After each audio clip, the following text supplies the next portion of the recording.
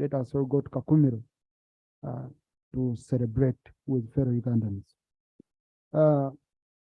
Colleagues, there's a record I want to correct, and that's why we have our Hansard.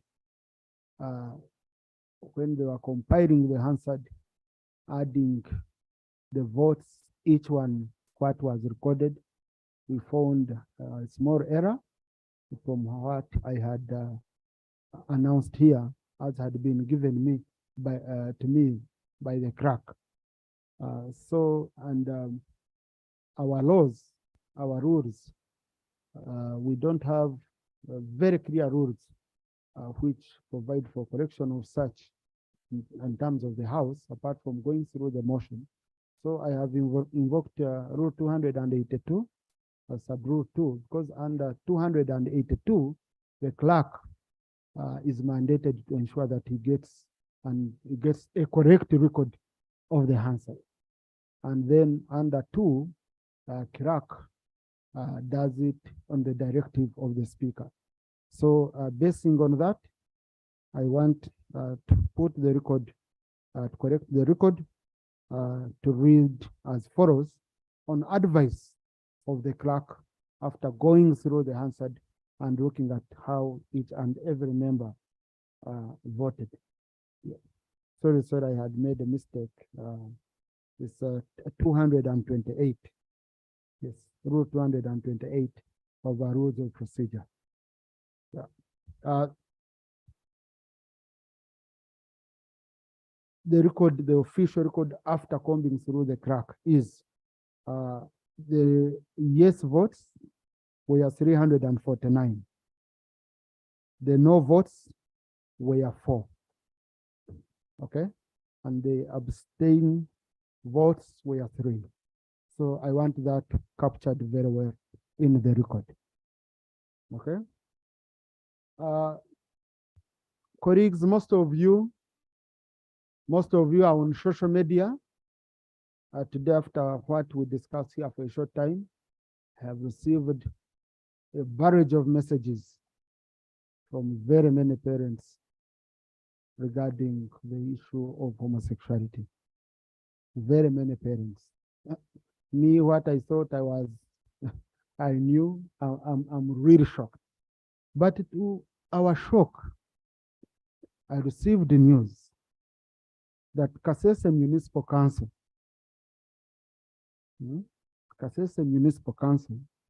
made an attempt to pass a bylaw that recognizes homosexuals and transgender people as minorities.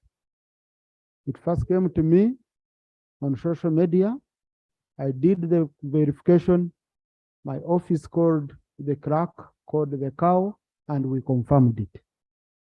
And this was brought with the clearance of the executive, brought by the speaker of Kasese district.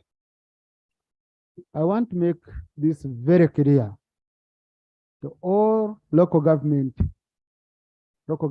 in the country, that there is no local government that can pass a bylaw that contravenes national laws.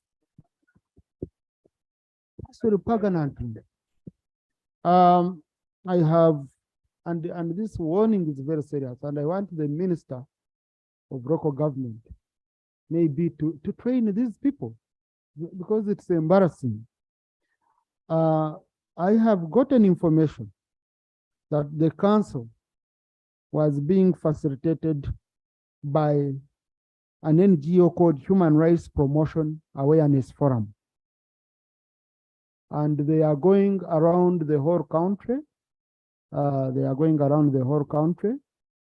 they are using local governments. I'm trying to get some other record they've sent me here, which I've managed to get formally, that the motion was sponsored by a group calling themselves Human Rights Awareness Promotion Forum, coordinated by a one Bob Chamanywa. I have the contacts. I'm going to pass them over to the Minister for Internal Affairs. And luckily enough, the secretary for production in that council, the one who saved the day and stood up and said, this council cannot pass laws that are in contravention of national law. But now, something which had already passed to the executive level, gotten space, first reading, second reading, and it was moving at a terrible speed in a district. When it first appeared on social media, I took it lightly. So I called my people to verify, and they were saying, save us. Remember, your people of Kasese, the clerk said, save us. These people are having a lot of money. So, honorable colleagues, I want to alert you that attempts are being made from all corners because the money from these groups seems to be a lot. And also, colleagues, this is not a simple fight. It's not for the faint-hearted. They are going to target us. By all means, they will try to tarnish your name. They will try to, go on you, threaten you. You will not get visas. You will not. But the main visa you have as a Ugandan is being a Ugandan. So no one should threaten you on such a matter. Stand firm. But Minister for Local Government, please, the route they've taken and how they brought it, the one of Kasese, they said they want all these people to be able to get medication in health center, to get medicine for drugs for HIV. When I read the motion, it really shocked me. So I want the Minister for Internal Affairs to take up this matter seriously with this NGO, and you follow the due process as provided for with the NGO board, but also for the Minister for Local Government to indeed, I want formally to have a statement on this matter of Kasese here, because as a minister, you'll get documents formally so that they are laid here and we look into it seriously. Yeah, so that's all for my communication, colleagues.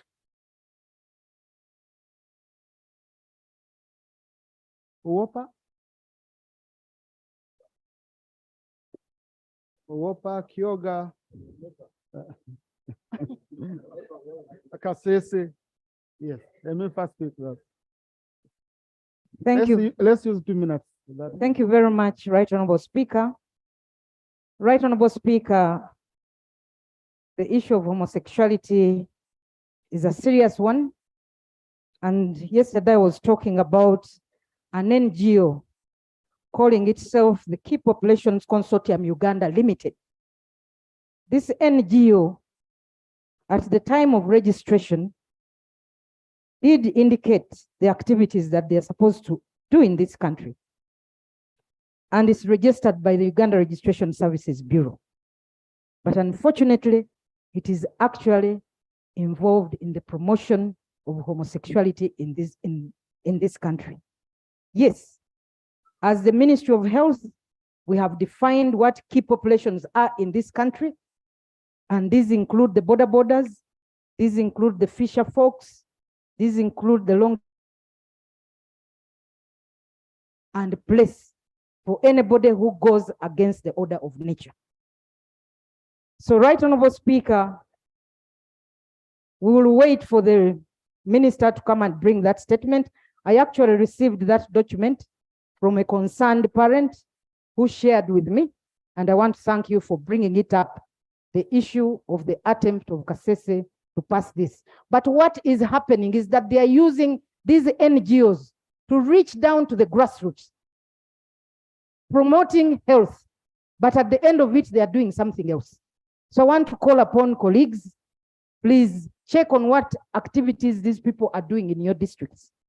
Secondly, Right Honorable Speaker, you did talk about the NRM Day, and I want to congratulate the government and the NRM government for attaining, this is the 37th birthday. And under the particular theme leaving no one behind. When you talk about transforming our country, we should leave no one behind.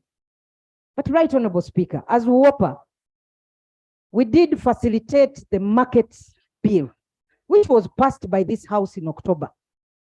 Right Honorable Speaker, we have clear rules as to how long these bills can be with the president. This bill was intended to help the majority of the people in the markets who are women. Unfortunately, Right Honorable Speaker, the bill is still with the president, and I want to request you, maybe you need to write a reminder. The last time this matter was raised, the Attorney General indicated that he did not know. So Right Honorable Speaker, I want to plead that that matter, together with the pensions amendment bill, also be handled, Right Honorable Speaker. Thank you. So we'd appreciate if those two bills can be fast-tracked. Thank you. Thank you.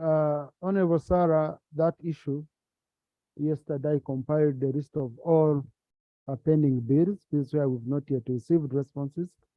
I shared it with the Attorney General, who has shared with the President, and today he reported to me that next week we should be getting all these out of the way. I was already taking it up because it's a point of concern.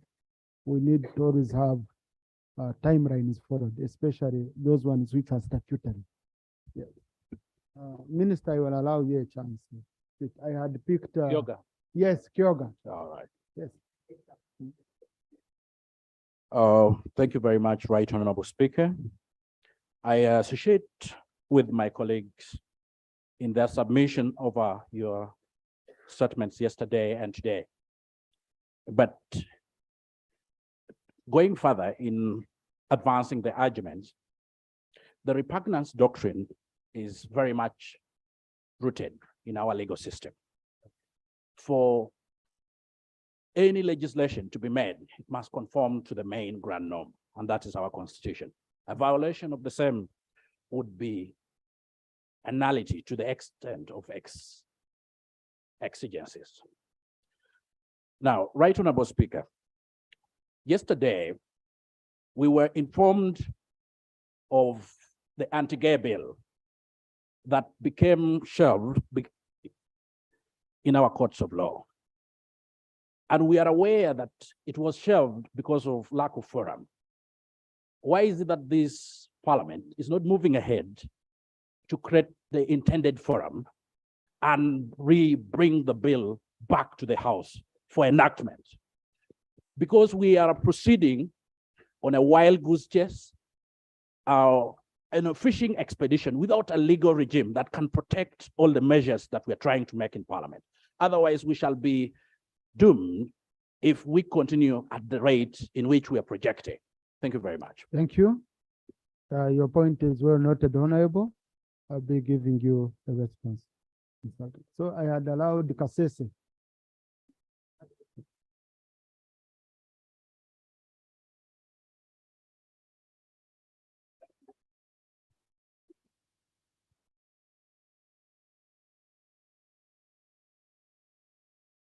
Thank you very much, Mr. Speaker, sir. It didn't occur to me that I would stand on this floor to respond to an issue that I absolutely have no idea. But as a member of the Kasese family, I take your guidance, Mr. Speaker, sir. And as a representative of Kasese community, I want to make it crystal clear that the purported bylaw is not a position of our community. It's not a position of Kasese community and as a district. I wish the MP from the Kasese municipality was in the house, but he's together with the committee of this parliament, the health committee, back home trying to pursue matters that relate to our community. Mr. Speaker, sir, Kasese district is a highly religious district. We are law-abiding citizens and peace-loving Ugandans. We also know that we have one constitution that we pay allegiance to.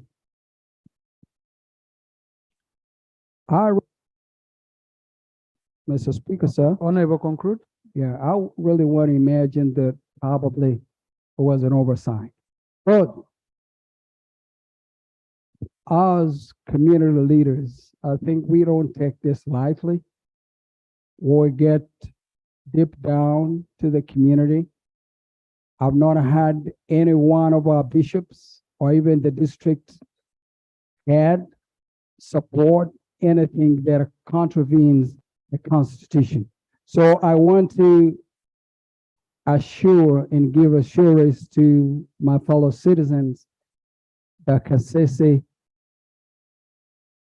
as part of Uganda, upholds a value system. Thank you. And I don't want that to define or to describe the people of Kasese.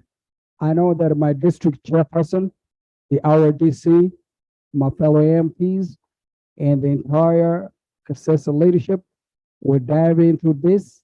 And Mr. Speaker, sir, we will give you maximum cooperation to ensure that, really this does not become our identity as the people of Kasese. So we completely disassociate Thank you. ourselves. And Honorable, when you're doing all those arrangements, you can also involve Honorable Sarupendi. Honorable Minister.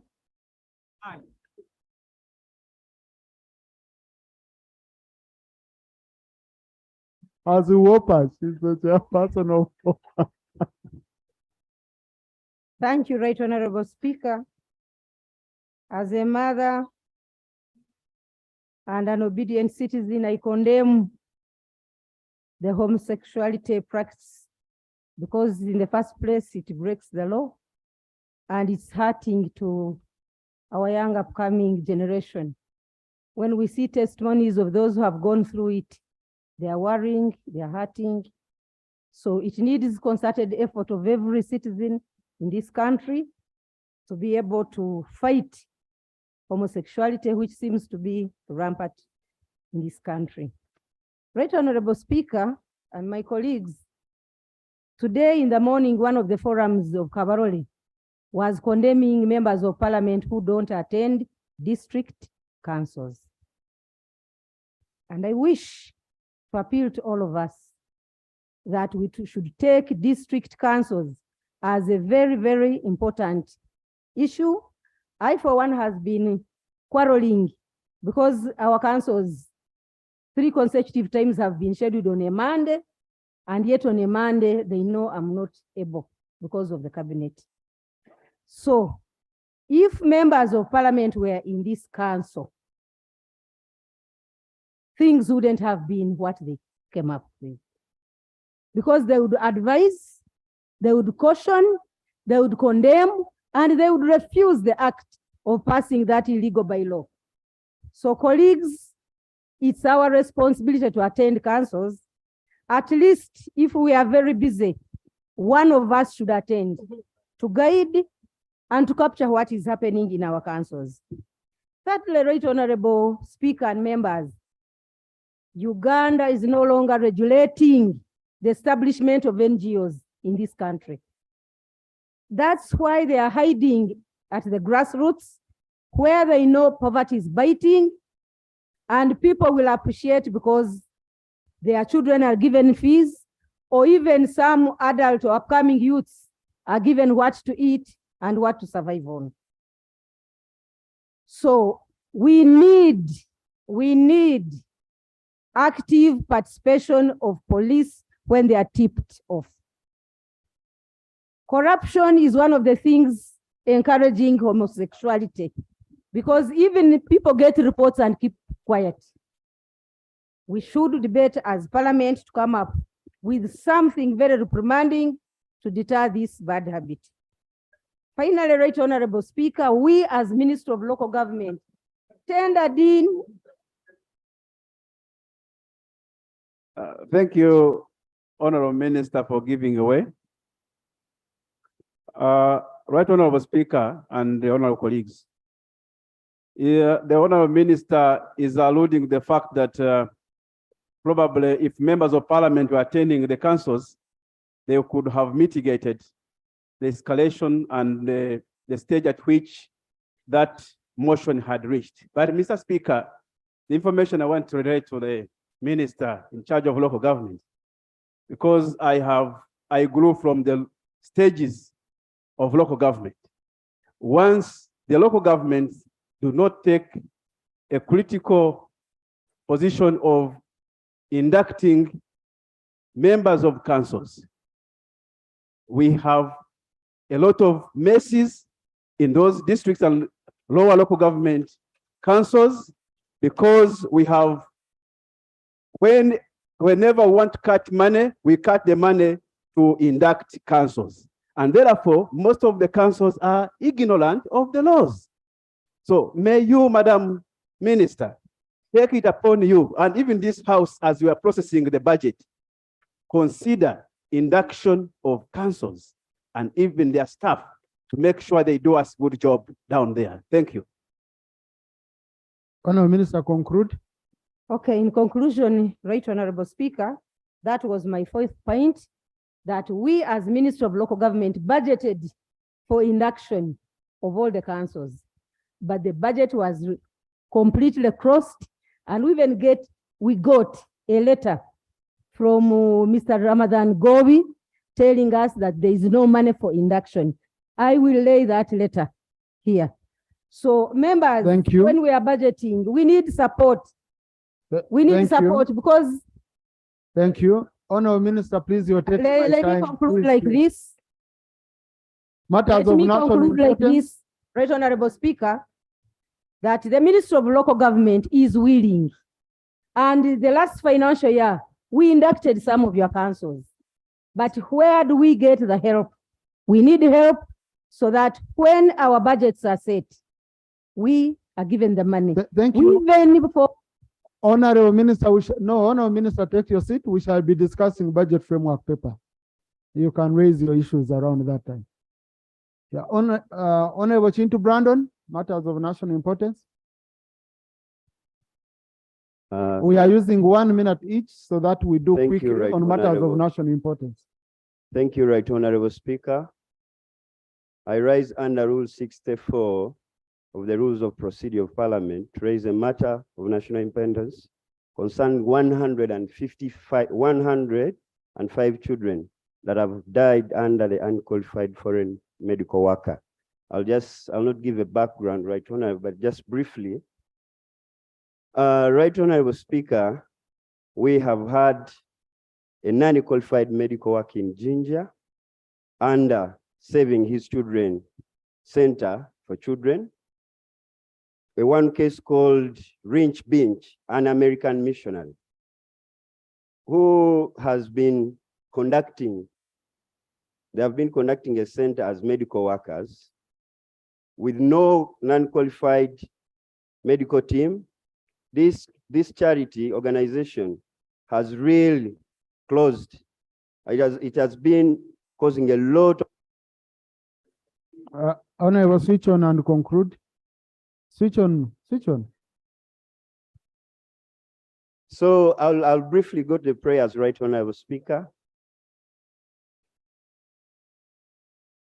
The prayers are that the Ministry of Internal Affairs takes a comprehensive investigation into this, and also the Ministry of Health gets very serious concern, because we don't have any formal report from the government. Thank you.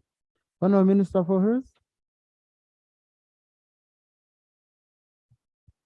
Thank you so much, Right Honorable Speaker. Right Honorable Speaker, I do take the concern raised by the Honorable Chintu Brandon on the death of the 105 children in the hands of unqualified medical workers. And I want to say it's very unfortunate, but this morning I took responsibility to call the district health officer of Jinja, and he assured me that they did not have any report on such an incident. But now that the honorable member has made it more clear that is an NGO, and his prayers, which I do take seriously, that we shall do a very serious comprehensive investigation. And personally, I do take that I'll have to move closer with the MP, and we shall visit this NGO in the very, very near future. Honorable Minister, when do you think you can report back here? 2 weeks. Okay, 2 weeks Thank you. granted. Thank you. Honorable Rex Byarugaba? Right Honorable Speaker, honorable colleagues, I raise on the issue of national importance, and this is in regard to lack of medical services at the health center 4 level in Isingiro South. Isingiro South is a constituency that has 7 sub-counties, and out of these 7 sub-counties, only 3 have health center 3s, leaving the rest of the population unserved. And this has been a little bit very disturbing as far as the health of our people, especially the women and the children, are concerned. Right Honorable Speaker and colleagues. Right Honorable Speaker, this constituency is a very heavily populated area with a population oscillating between 230 and 250,000 people. My prayers, Right Honorable Speaker, are one, that the Ministry of Health takes cognizance of this urgent request for a health center. Honorable, just go to prayers because I've already picked. That's what I'm talking about, Madam Right Honorable Speaker.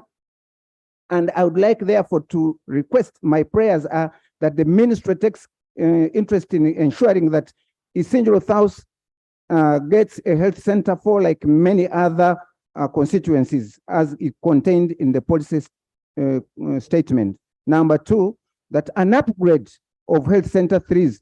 I have 7 sub-counties and only 3 sub-counties have health center 3s. And the 3rd one actually is in a refugee settlement area, that is in Oruchinga. The rest do not have any health center 3s operational. Thank you so much, Right Honorable Speaker. Honorable Minister for Health.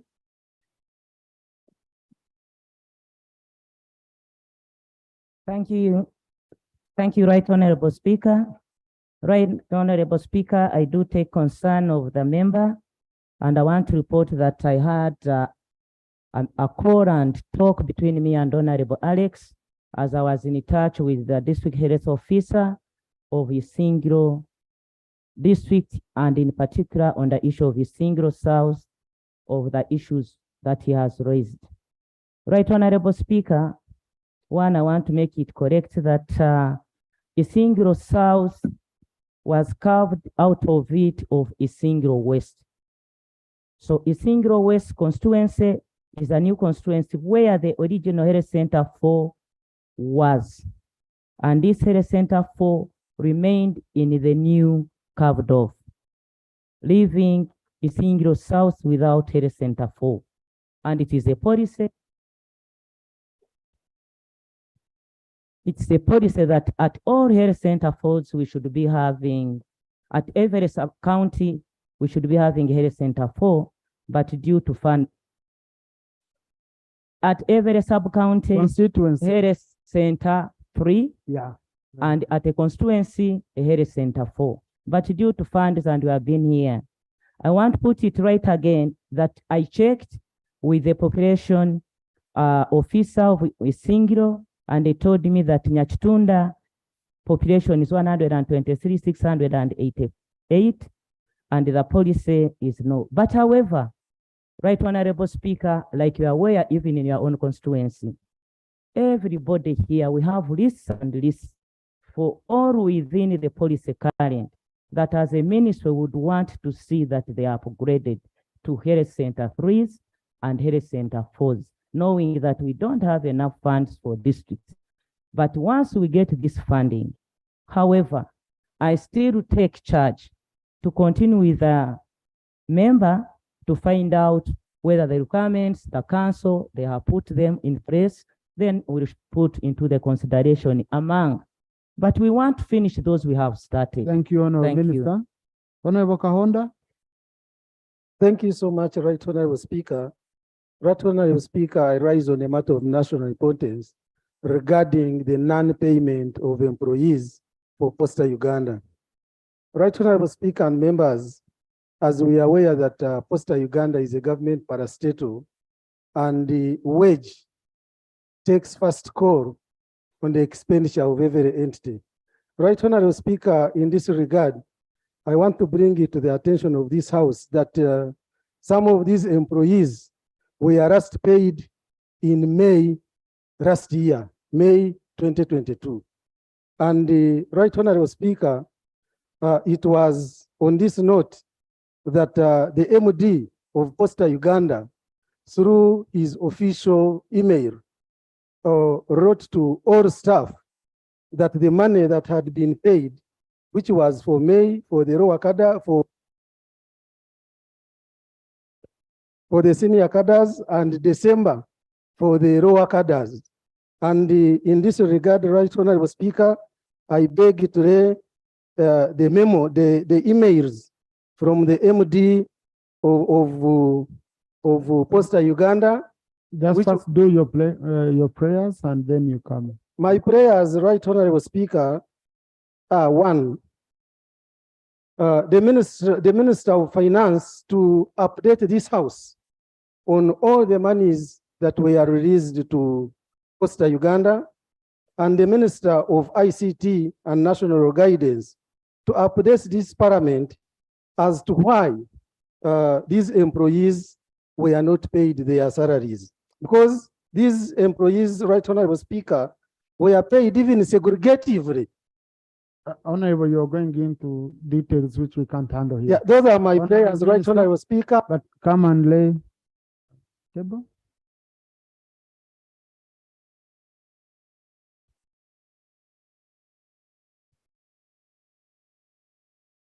Right Honorable Speaker, I beg to lay the official email from the accounting officer, Posta Uganda, addressed to all staff of Posta Uganda, which was sent on December 3rd, which was a Saturday, at 1:32 and 3 seconds PM. I beg to lay.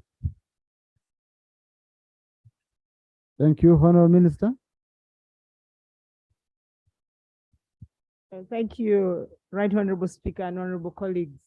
Since the honorable member has been very detailed and very specific and very clear to that effect, I commit that allow me come on Wednesday with also a very elaborate and detailed report on the Thank you. papers.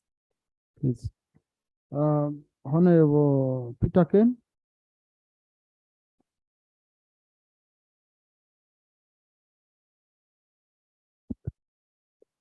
Right Honorable Speaker, I arise on a matter of national importance pertaining the issue.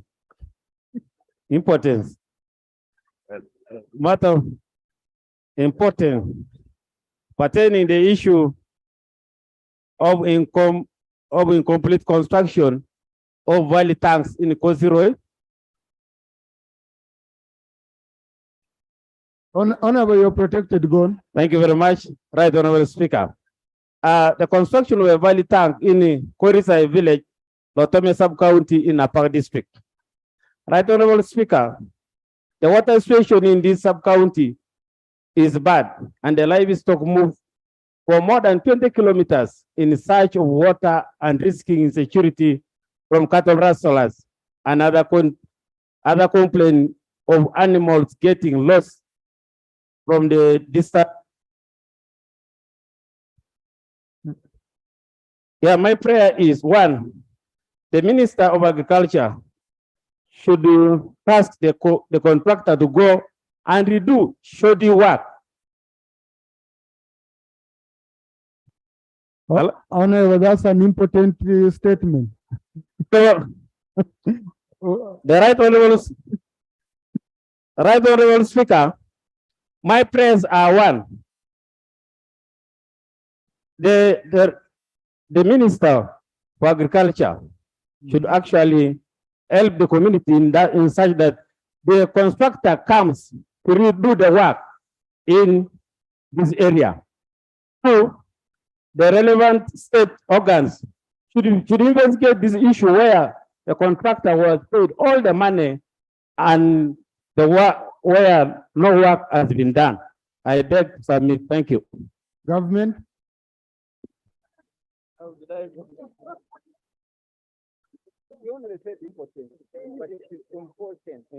Right Honorable Speaker, first of all, I want to thank the honorable member from Karamoja for raising that very important subject matter. My office undertakes to inform the Minister of Agriculture to act in accordance with the prayers of the member. But I also undertake, if the member could furnish my office with some documentations within its reach, I undertake to write to Director CID to institute a criminal investigation. Thank you. Thank you. This is a matter which you don't need to report back here. It's a matter where we need action on the ground. Then once we fail, that's when the member can come back here. Honorable Ayo Jennifer. Thank you, Right Honorable Speaker. I raised on a matter of national importance, and this is concerning the Idamakan. This is concerning the Abalang Idamakan Surambaya Road. Right Honorable Speaker, this financial year, my district received 360 million for the rehabilitation of this road. And immediately the works on this road kicked off. To my surprise, Right Honorable Speaker, before the road was even commissioned for use by the public, we got an outcry from the community. And as a committee, on roads committee, we visited the road, only to realize that all the bridges are down and the road is impassable. The road is in the worst condition than it was even before. Prayers? My prayer, Right Honorable, from then. No, Honorable, we've gotten a story. Yes. You have a road which is bad, okay? We have. What do you want government to do? We have police and anti-corruption units, State House and corruption units that was handling this matter. And this was in September. Right Honorable, up to date, you have not yet received the reports. They had tasked the ministry, the engineers from the ministry, to go and actually have an independent investigation on this matter. But up to date, we have not yet received the report. So my prayer is that the ministry takes this matter as urgent as it sounds, and then provide us with a report so that we can have these people help. Because as I speak, Ogwolo sub-county is cut off from Anyara sub-county, and yet the sub-county of Ogwolo has no health facility. Now, Honorable, let me add on your prayers. They should come and work on the road. Because getting a report without working on the road won't help your people, okay? So they should also work on the road. Colleagues, you see, when you have, it's been difficult for me, being between a hard place and a rock. I try to explain to you, you come to my office, I try to explain to you, this does not fit a matter of national importance, okay? But like this is a very urgent matter, it fits. But you explain to a colleague, you see a colleague feels you're victimizing him or her. You don't want me to speak for my people. Right, Honorable Speaker, you're squeezing up. Now, we come here, we spend 2 hours on matters of national importance. So that's why I'm giving you 1 minute, so that you are straight to the point. I don't know why you even first say I stand up on a matter of national importance. Yes, that's the session we are in. You're repeating yourself. Okay, so you should go straight to the point and you do your prayers and the minister responds. So, Otherwise, when I was doing five questions, I would allow 2-3 minutes. But now I'll go back to 5 questions on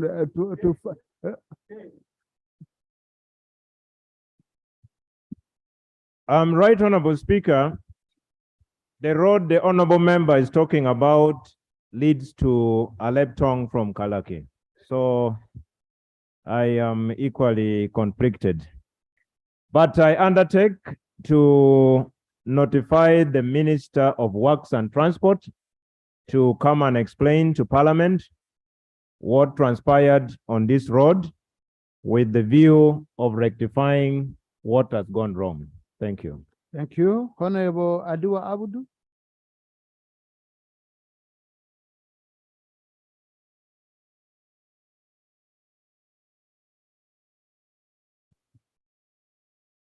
Thank you, Right Honorable Speaker. Right Honorable Speaker, I rise on the matter concerning Namutumba, Bulange, Bugiri, Muterere, and Nachivundi, Bugiri, Namaingo, Lugara Road, which connects Busoga, Bokedi District to Lake Victoria for economic reasons. Right Honorable Speaker, government promised to upgrade those roads from gravel to tarmac in her manifesto of 2011. And this was a pregnant reason for our people to vote for the ruling government. Right Honorable Speaker, today the mentioned roads are rugged, tattered, but cannot enable an ambulance during the rainy season to fetch the 6 persons from their homes, the health facilities, for treatment. Prayer. Speaker, my prayer is one that the said roads be included on the docket of the Prime Minister. Second, that the traffic lights, flyover, and roundabout be set up at the junction of Namungo to reduce any accidents that has already consumed 10 Ugandans, including one teacher, since 2019. I rest my case. Government.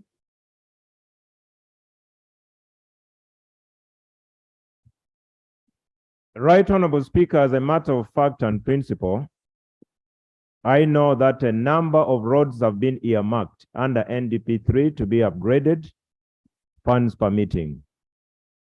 But as stated by the honorable member, if this is part of those earmarked to be upgraded, the Ministry of Works will be moved to come and explain to this House on the state of affairs in regard to upgrading this particular road. Thank you. Thank you. Honorable Namuga Goreti. Right Honorable Speaker, my matter is about the heavy rains that destroyed close to 10 villages. My poor were left homeless. And my prayer is the Right Honorable Prime Minister should move to Maogola County, Sembabule District, to give our people food, iron sheets, and cement. Right Honorable Speaker, it has become a routine to the Prime Minister to only give beans and posho to people in disaster. So this time I call upon the Prime Minister to give more beyond the food and other common items. Thanks to the Right Honorable Speaker. Minister for Disaster. They want cement.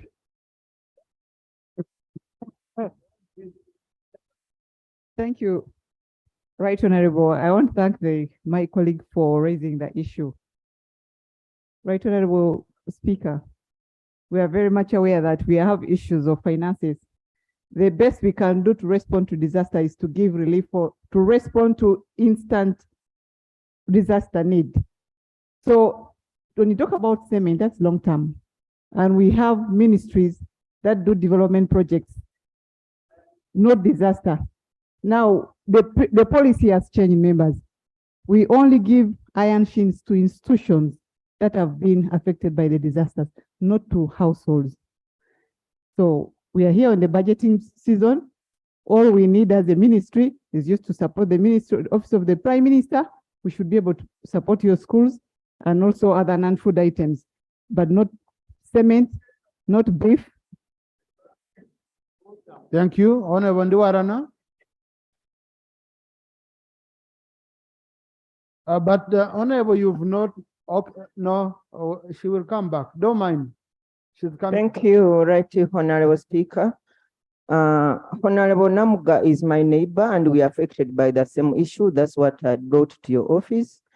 Right Honorable Minister, the heavy rain affected my district and over 6 villages were affected by the heavy rain held.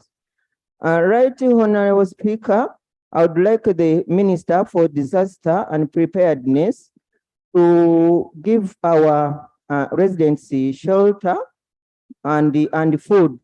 And after all, 3 children are admitted in the hospitals and they are in a critical condition. Thank you. Thank you so much. And Honorable Minister, when you're responding, you didn't say what you're going to do for the people of Honorable Namuga after refusing to give us mint, at least kosher and beans. Right Honorable, I thank the member for, I'm very sure we shall send an assessment team to go and see the institution she's talking about. There will be able to support. About the food items, just as I've been communicating on this floor, we get assessment reports from the Chief Administrative Officer, who is the chairman of the district disaster committee member at the district. So once we get that report, we should be able to support. Thank you. Okay. So follow up, Honorable colleagues, follow up with the Minister. Honorable Jessica Babiko.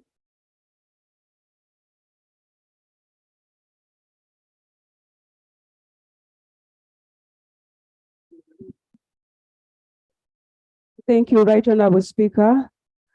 My issue is about withdrawal process initiated by UNHCR over the staff under their payroll in schools and health centers under the support for refugees hosting communities. Right Honorable Speaker, government has not shared with us a repatriation process. The refugees are still with us. We need the schools and the health centers. My prayers, Right Honorable Speaker, 1, the minister in charge of refugees affairs should ensure that this process is halted. Schools are beginning next month and already they are withdrawing their officers. And the Honorable Minister should report to this House. Thank you. Honorable Minister.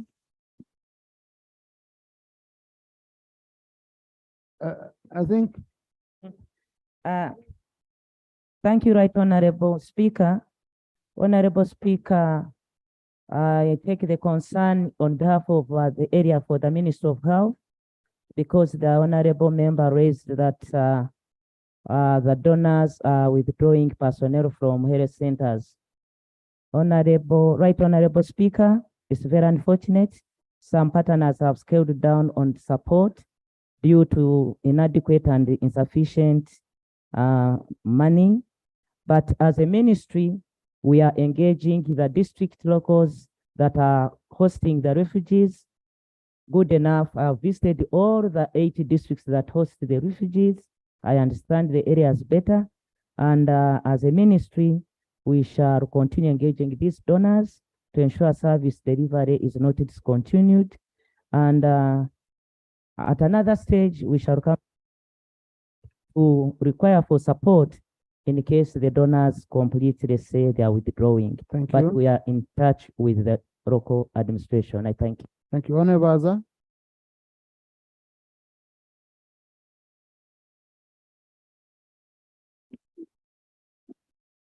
Thank you very much, Right Honorable Speaker. We have issues of insecurity along the common border between Uganda and South Sudan, where a whole chief of Mongalatore, who came as a refugee and settled in a place called Kerua sub-county, was gunned down by somebody coming from Sudan. Our prayers, Madam, Mr. Speaker, is that may the Minister of Internal Affairs provide for us more policemen and military men to patrol the common border points. Secondly, Mr. Speaker, can we have more detaches of the police and army men along the border so that we can have security? Thirdly, Mr. Speaker, may the government embark on disarmament of the people. Honourable Minister.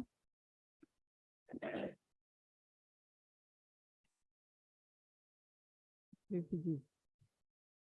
Thank you, my senior, Azar. Right Honorable, for sure we have been working very well together with the Minister of Internal Affairs to ensure we have security in all the refugee settlements. And most of that, the security which is attached to the settlements, they're being facilitated separately by UNHCR to ensure that they have an added allowance. But the minister has not yet. Oh, colleagues, please. Please. The minister just started speaking. No, the clarification should be from her submission. And yesterday we were acting rope. So, and you did very well. So, maybe we again, yes. So, Honorable Minister, we shall expedite the issue raised together with the RDC, and we'll be able to. Honorable again. Again, David. Honorable Oguzuli.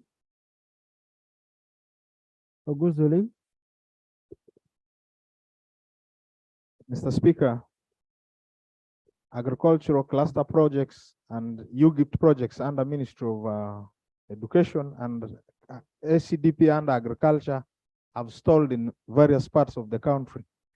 I'm here to demand that Ministry of Education should bring a status report on UGIFT projects, and the Ministry of Agriculture should bring a report on why ACDP projects have stalled. Secondly, there is non-compliance with the Physical Planning Act as amended. The minister under the law is supposed to bring a report to Parliament. He has not done that. The Auditor General is supposed to audit the National Physical Planning Board and bring a report here. All these things have not happened. So I'm here to request that you direct Minister of Lands, Housing and Urban Development to comply with. Minister of Lands, you're hereby directed. Honorable Peter. Mr. Speaker, there was education is here. Okay. Thank you very much, Honorable Speaker. I comply with your guidance and directive to bring the report on UGIFT to the floor and to give the member. I thank you. Honorable Minister, how long do you think you need? Let me check. My Honorable Speaker, give me 2 weeks. I'll be able to deliver that report. 2 weeks granted. Thank you. Honorable Remricha.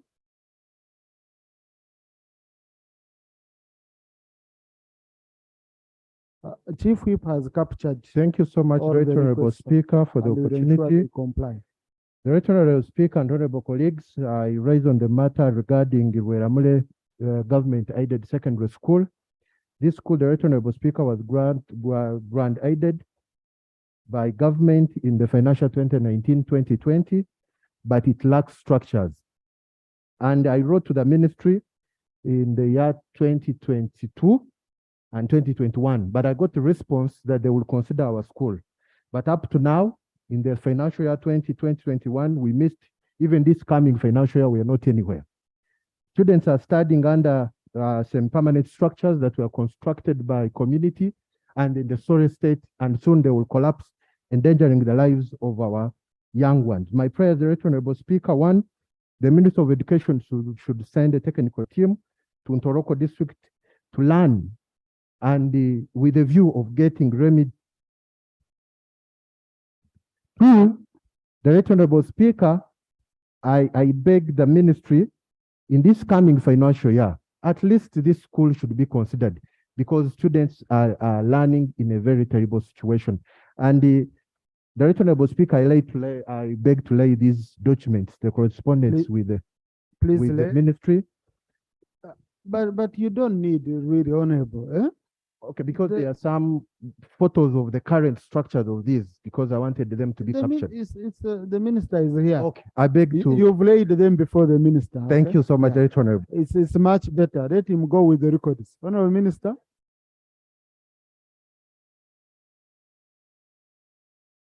Thank you very much, Mr. Speaker. I want to thank Honorable Uganda. First of all, I've picked the information and he has given it to me. I'm going to take this to the ministry, follow up, or looking at our budget line for purposes of seeing how government can be able to support this seed secondary school, like any other seed secondary school we are supporting in the country. I thank you. Okay. Honorable Mwijuche. Thank you so much, Right Honorable Speaker. Yesterday, the former president of the FDC, Dr. Chiza Besigye, and the National Unity Platform president, Honorable Chagulanyi Robert, were stopped by police and the army from participating in a meeting at a hotel in Kampala. Right Honorable Speaker, you may recall that on the 26th of March 2020, Section 8 of FOMA that required the public or any reader to seek permission from the IGP was dismissed as unconstitutional, null, void, and of no effect. My concern, Right Honorable Speaker, is that even when this was done, the police continues to use it. My prayers, one, may the Minister of Internal Affairs brief the House under which law such meetings are required to seek prior.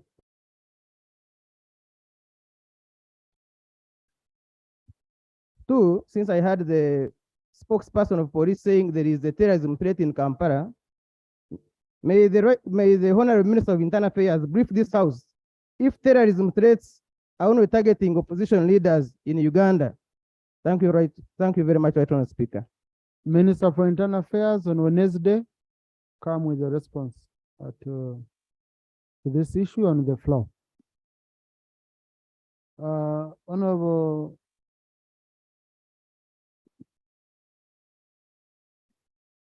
Choma.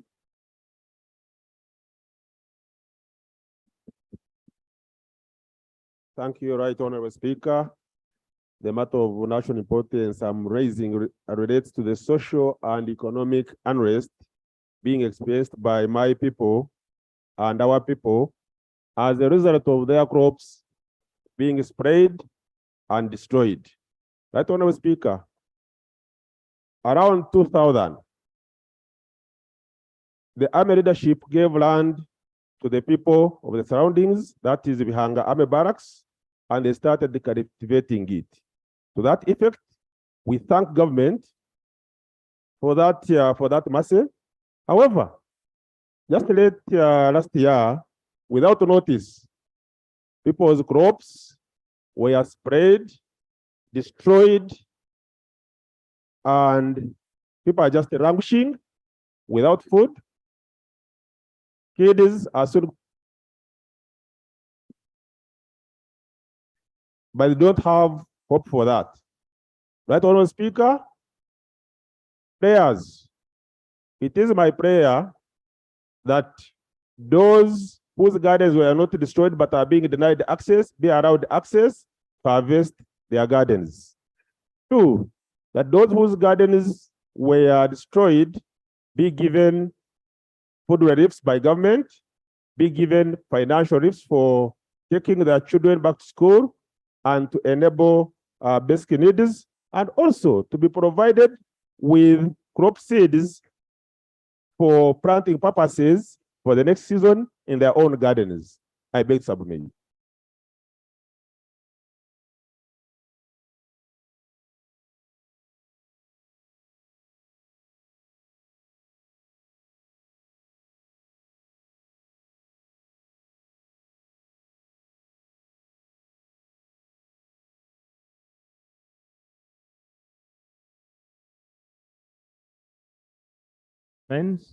And Veterans Affairs for appropriation.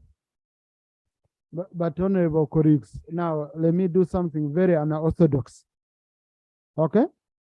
We have a deputy CDF here.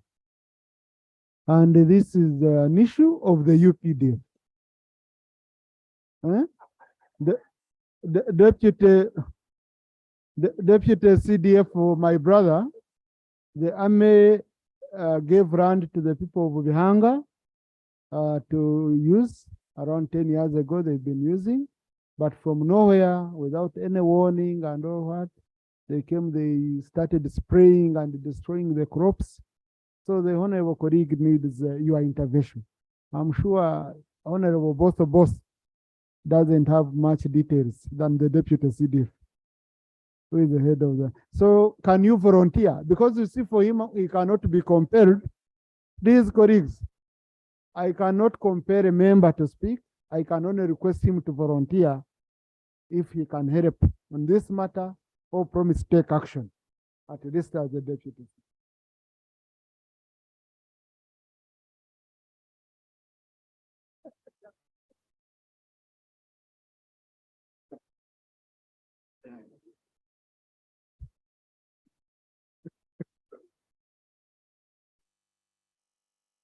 Thank you very much, Honorable Speaker. Allow me to consult, and then we can start. Thank you very much. So, thank you. Thank you. Yes. That's a good one, Honorable. And but most important, this is an issue where we don't need to report back here. Honorable Choma is your colleague. Kindly take up the matter with the army leadership and ensure you sort it out and you help him out, okay?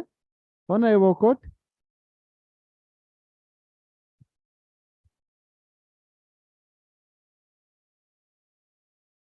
Thank you, the Right Honorable Speaker. The Right Honorable Speaker, I rise on a matter of national importance about the insecurity in Agago district. 2 weeks ago, a group of some warriors came, and the first thing that happened, the LC3, one of the LC3 chairperson from Kotiru district gave a call to the chairperson of Paimol sub-county, Mwamkora, informing him that his people were coming to do grazing and looking for water into our area, that's Agago North County. On the arrival, those people came with guns. Then they gunned down 3 UPDF soldiers. Yesterday again, they came in the night. They assaulted a woman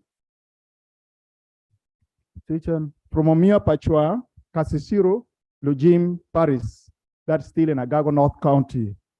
The woman was beaten badly. They used a bayonet to pitch on her. And then again, they killed 3 UPDF soldiers. In the process, the UPDF put one out of action, and the gun was recovered from that one that was killed.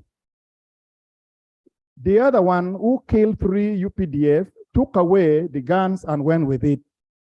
When they realized the situation would be bad on their side, they decided to throw the guns by the roadside, and that guns was recovered. 3 guns. The Right Honorable Speaker, the situations of insecurity is going to increase in the area because those warriors have animals, and to the side of Agago North County, there are some pastures and some water. And when they come with guns.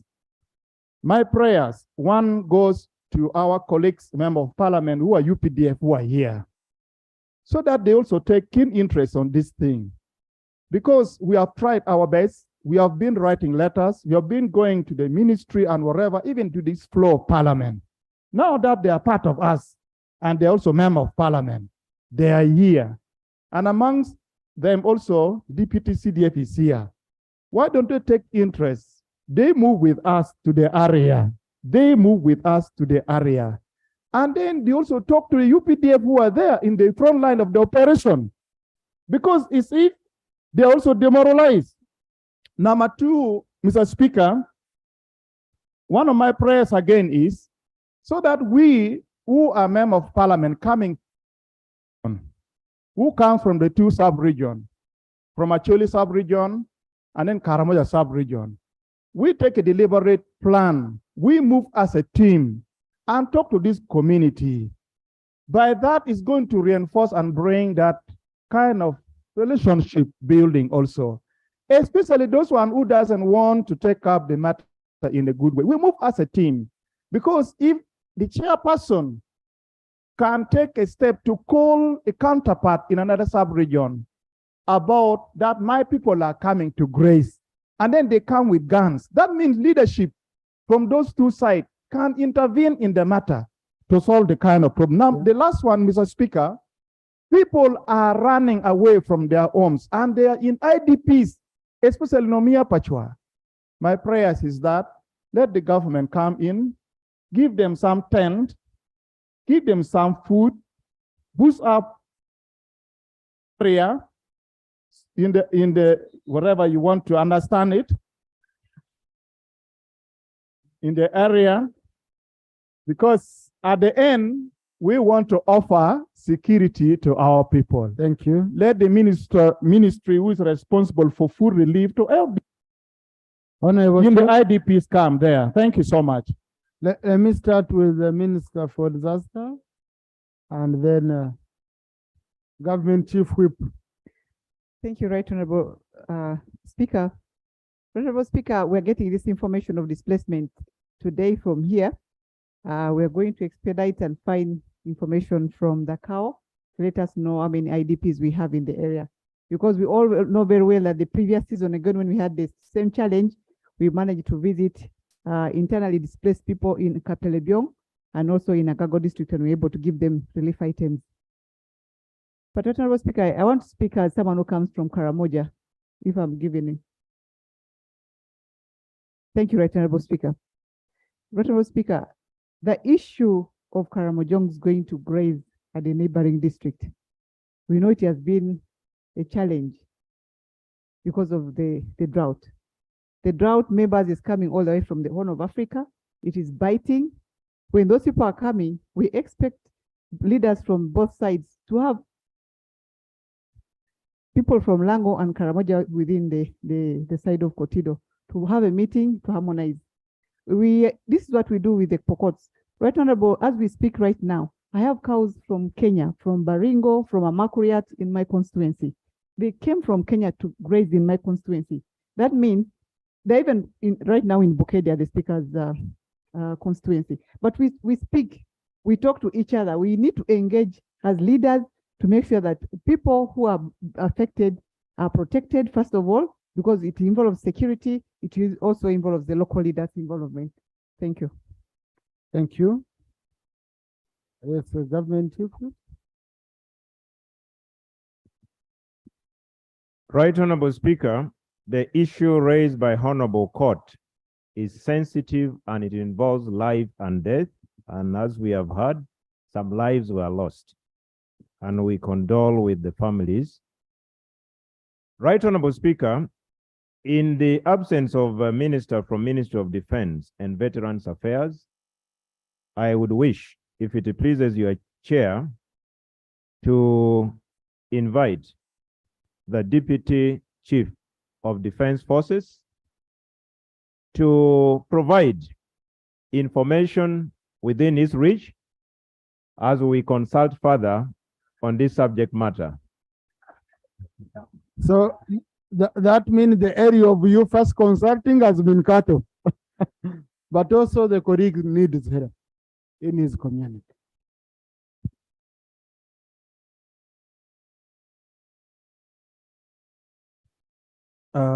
Thank you very much, Right Honorable Speaker. The issue of Karamojong's raiding neighbors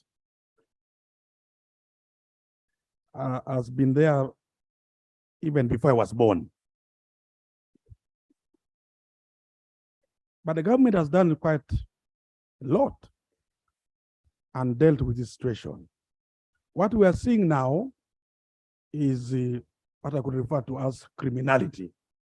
Some few individuals coming here and there, steal one cow, kill whoever they find. They are still there. But I want to assure my colleague that we are going to beef up the deployment there. By February, we shall be passing out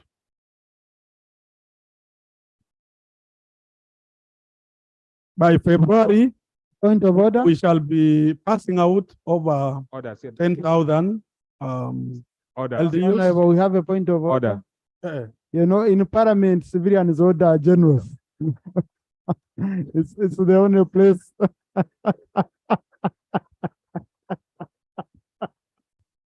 Right about Speaker, this matter is very serious. Right about Speaker, I remember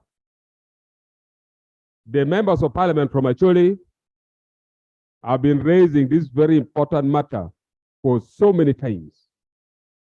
When we are in Peso, we raised before His Excellency the President, and the UPDF promised to beef up the security to safeguard Karamojong never to cross to Acholi sub-region. But the problem continues. Right, our Speaker, Honorable Iluelo now is trying to insinuate that the UPDF is doing great, that the UPDF have managed to curtail the situations. Right, Honorable Speaker, what he's saying is not true. Is the honorable member in order? Thank you. Is he in order really to come up with such an allegation? Yet our people are suffering, people are being killed. Is it in order to come and really tell the whole world that the UPDF is doing much, Thank yet you. they are doing nothing on the ground? Is it in order? Thank you. Now, colleagues, I'm constrained because yesterday, when Gilbert Oranyahonebo was acting rope, he came and he praised UPDF here on the floor. He said they are doing a great job. He said just a few members do a few wrong things. Now he has said they are doing nothing. So I don't know what has changed over time. But colleagues, I want to request you. When we are, as we are here putting on our suits under AC, you have your brothers and sisters being bitten by rain, being eaten by mosquitoes, to come and go on the floor of Parliament, and you say they are doing nothing on the ground. Even you're able to come here peacefully, to dress the way you're dressed because of the work they are doing. If you try other countries, you know, we have countries. So, Honorable colleague, that was a very unfortunate statement. You might be dissatisfied with what they've done on the ground, but to say they are doing nothing the way you concluded, that was wrong. Yeah. So you clarify on that issue. Right, Honorable Speaker, I am talking specifically on this matter of Karamoja raiding the people in the side of Acholi. Right, Honorable Speaker, we went there together with the UPDF soldiers, and they promised to beef up the security in that area. And we were convinced that no one shall ever be killed again. But again and again, the same thing is happening. It is true, they are doing other activities in other areas.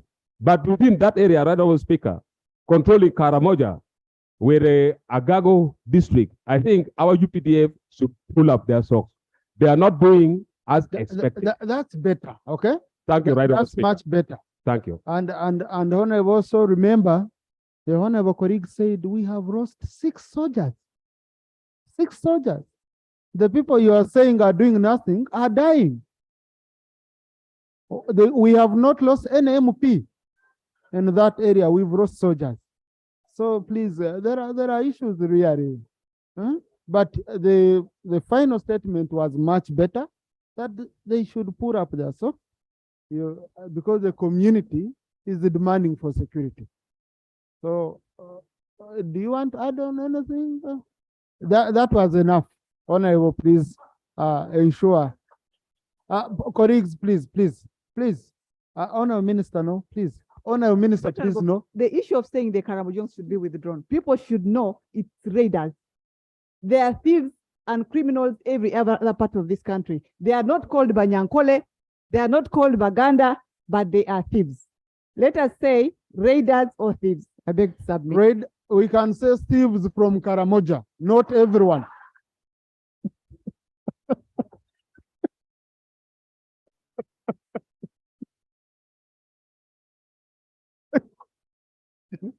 Yeah. Next item. Item 3. Point of procedure, Honorable Jonathan. Thank you, Mr. Speaker. Mr. Speaker, the procedural matter I'm raising relates to how we have processed the business raised by the honorable member. We practice a parliamentary system. Colleagues, let's listen to a honorable colleague. Yes, our constitution practices a parliamentary system where the executive is accountable to parliament. A question was raised to the members of the executive, and instead, a member of parliament, part of us, General Eluelo, comes here to answer. And that cannot be put on this record as a commitment from the executive to address that matter. So would we be proceeding rightly, Mr. Speaker, and setting a precedent that our own questions are then answered by our own members here? And how will Parliament therefore follow such a matter when the executive has folded their hands and cannot respond to that matter? Thank you. Honorable, your colleagues, Honorable, you are right. When I was calling Honorable Echweru, Ereru, I said I'm going to use an orthodox means for purposes of information. And the information he has is very, very important. But also, colleagues, beyond what we have here on the Hansard, beyond what we record here, such matters require serious action. I'm very sure from here, Honorable Ereru, who has come on the front committed, will go on ground. Okay, we're going to ground. So, and please, Honorable, I'm the speaker. Yes. So you can't tell me who to respond or not respond. Yeah, okay. So I can tell you, you go to your constitution. If you want to continue that way. Okay? Yeah. You get it? Because really, colleagues, you know, colleagues come from nowhere. I don't know where they pass, and they just come and yeah, you get it. So, honorable colleagues, when I'm handling matters here, there are matters which I want ministers to come back here and bring answers, and matters where I want action to go on ground and be taken. A colleague has reported a security situation. The deputy commander, army commander, has given us information. So he will liaise with the colleague and go on ground. What people need is security on the ground, not more and repetitive statements here, okay? And I'm sorry, honorable colleague, okay? That's my assessment. It might not fit, satisfy you, but that's my assessment. Honorable Sister Ogwad? Right, Honorable Speaker, I think the matter which Honorable Akun from Karamoja has raised, the Minister of Refugees has raised.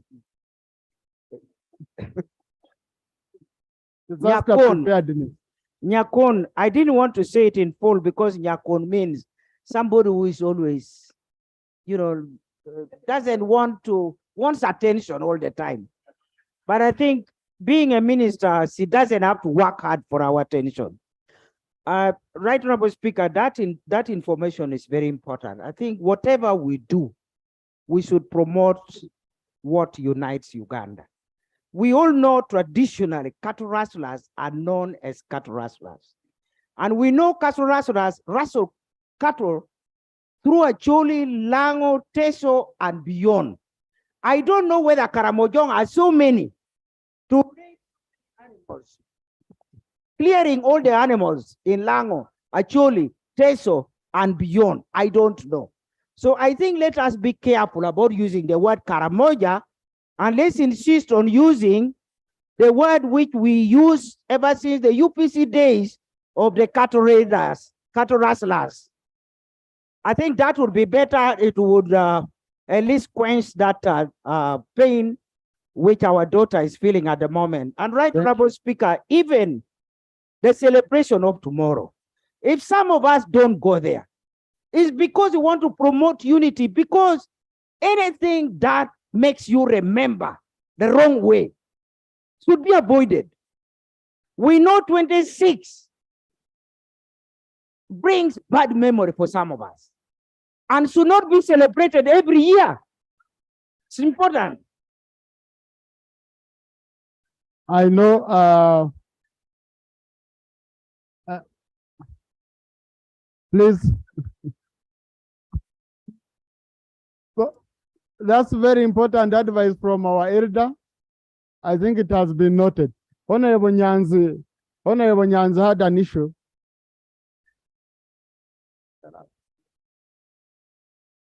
Thank you so much, Right Honorable Speaker. Right Honorable Speaker, my matter concerns the illegal actions of National Forest Authority involving evicting and grabbing people's land in Chankwanzi district. Right Honorable Speaker, this morning as early as 5, NFA trigger happy men in a company of over 120 goons with all assortment of weapons descended on helpless locals of Chitwala in Mwangi sub-county, Right Honorable, slashed all their plantations, brought all their houses and homes down, and in the process, 1 was shot dead, 2 were shot, and as I speak, Switch on, Honorable. That you. Right now, 1 is dead, 2 are nursing wounds, several have been injured, Right Honorable. And relatedly also around Chikonda Forest Reserve, that is Chigwikwa Parish, Zambia Sub-County. These very residents also have been grappling with the challenges of NFA, Right Honorable. For over 2 years, their plantations are slashed, homes are put down, and I'm wondering how we are going to achieve the socio-economic transformation, Right Honorable, in such a system. And as it Prayers, Honorable. Yeah, Right Honorable, just briefly, the issue is that Prayers, Honorable. Right Honorable, I pray that the Ministry of Lands expeditiously prevails over NFA to avoid such reckless acts. 2, that NFA Just switch on so that we get your prayer on. NFA should be responsible for all damages and death. And then 3, Right Honorable, perpetrators of all these illegal actions be brought to book. Thank you. I beg to submit, Right Honorable. Thank you.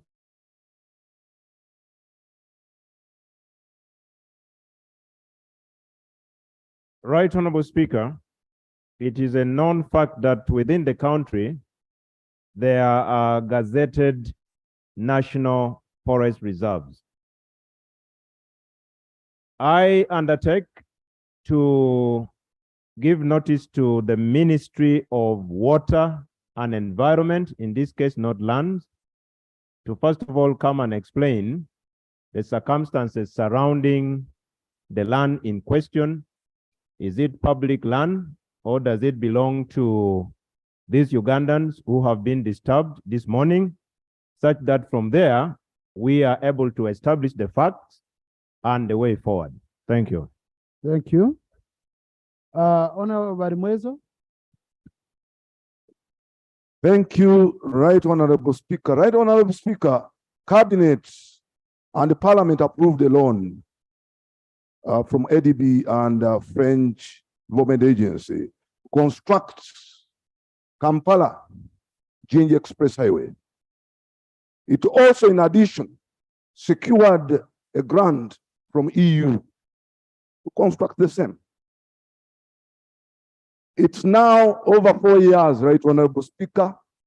UNRWA was mandated to secure the right of way of that corridor. Up to now, nothing has gone on. Recently, we had a downpour, and buildings within the corridor collapsed simply because the UNRWA told them not to do any further construction within the corridor. So our people are dying. Recently, I lost 3 people within the corridor. This is a loan that accrues an interest. My prayer is, 1, when are these PAPs going to be compensated or resettled? Prayer number 2, when is the construction, the actual construction of this road infrastructure beginning? Number 3, the minister to tell us the conditions of this loan, because it's accruing an interest, and 4 years for us to pay an interest will be a cost to this nation. Thank you. Thank you. Now, Honorable colleague, I understand the Committee on Infrastructure is handling this same matter. Okay? And you're a member of that committee. Yes. So, Rule 80 of our rules of procedure, which is anti-special, does not permit us, since the committee is handling the matter. But the minister, let the minister update the House. Okay? Let the minister update the House, but also let the Committee on Physical Infrastructure ensure that indeed this issue is among the issues handled. Government Chief Whip, I need the minister to give us an update here on Wednesday. Tuesday, we shall be having only one substantive item to do with the debate for the budget framework paper. We want to have around 5 hours of debate. Honorable Migade, I'm finalizing the issues which I had. Let me finish the issues. Thank you, Right Honorable. This is the final issue. Mine is not a separate issue, Right Honorable, but because I'm a deputy chairperson of the Committee on National Economy, and the member highlighted that there was a loan that was approved for Ginger Express. I want to confirm that there hasn't been any loan which has come before this committee right from last parliament. So maybe you can talk about the other matters, but there's no loan that was approved as far as the committee is concerned. So I want to volunteer that information. Maybe Honorable Megade, if our memory could serve us right, I was with you in the Committee of National Economy. We passed a loan of $100 million, and it was passed by this House specifically for Kampala-Jinja Expressway. Now, please, I was a member, and that road, which was projected, it cost $1.1 billion. The loan came in because, in fact, it was the African Development Bank and the European Union, not French agency. It was African Development Bank and the European Union. And the issue was simple, that instead of all the cost of the road being off-roaded onto a concessionaire, we would mitigate so that the money can be. I don't know why we are struggling. Kono Bahati is the one who moved it, and we passed it. He's here. So when he was the minister for finance at that time. Okay. Yes. But I need the minister to come on Wednesday and update the House. Thank you, no Speaker. I'm seeking guidance. As you had assumed that office and this precious chair where you are seated, I raised an issue about appointing a substantive governor of Bank of Uganda. I don't know, Speaker, I remember very well, you said the president was still thinking about the person is going to appoint. Today, you've talked about oil and other issues that concern the same matter. But here right now, Speaker, we are over now a year and a half without the president appointing a substantive governor of Bank of Uganda. So my guidance I'm seeking, because, but I'm seeking for guidance. Honourable members, I'm seeking for guidance. I don't want to lose direction. the guidance I'm seeking from the Honorable Speaker, the Chief Whip, Government Chief Whip is doing a good job whenever raise matters here. He raises the substantive ministers respond. I would pray, Honorable Speaker, the same matter happens because the Minister for Presidency, who is the next official, is never here in Parliament. Yet is supposed to respond to a number of issues that deal within the office of the President. We might sit here thinking that the President is still thinking about it, but of course you should also remember about his age. He might have forgotten that there's a banker missing in Governor Bank of Uganda meeting. So if possible, with your guidance, maybe the Chief Whip with you, Mr. Speaker, would remind the President that this country has no substantive governor of Bank of Uganda. Thank you, Mr. Speaker. Thank you. Honorable Seungu, the problem is you can't have a limit on thinking. You don't have a time limit. But what I can assure you, like I promised to take the matter with the President. There were two issues: Human Rights Commission and Bank of Uganda. And in a meeting between the President, the Speaker, and I, we raised these matters. On Human Rights Commission, he has taken action, and he promised us that he will take action also on the same. So I'm sure the President will take action. So, Speaker, I'm trusting your statement. Yeah, and I will remind him. And even out outside this house, I will continue reminding you. Otherwise, it can't take all this time. Please. I'm not asking for somebody from Kalungu to become a governor or my family, but we must have a substantive governor of Bank of Uganda. We shall remind him, Honorable. Right, Honorable Speaker, the procedural matter I'm raising is in regard to the NSSF select committee you have just constituted.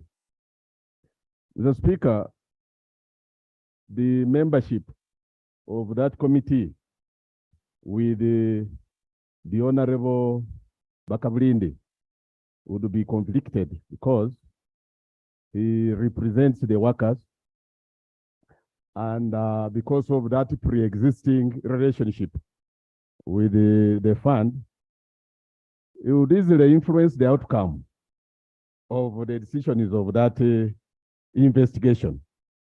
So the ethical problem there is that of conflict of interest. And Mr. Speaker, therefore, he should not be allowed to participate in the investigations of that. Thank you. Thank you, Lop. I've taken note because he was nominated by the Chief Whip. So we are going to consult on the same. And there is also another matter of which Honorable Odur and I had shared. Though you've seen a small clash between me and Honorable Odur, we've been friends for long.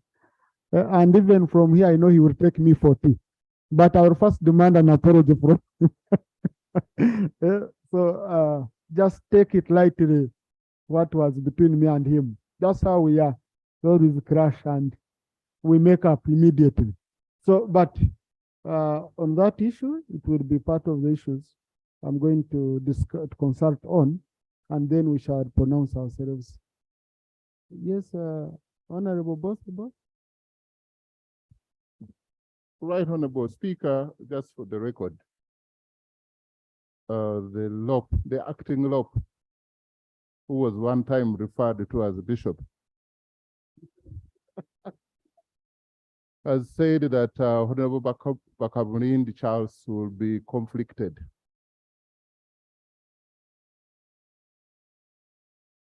So Speaker, can you protect me from people from Kasese or other place? The problem is you're listening to many instead of.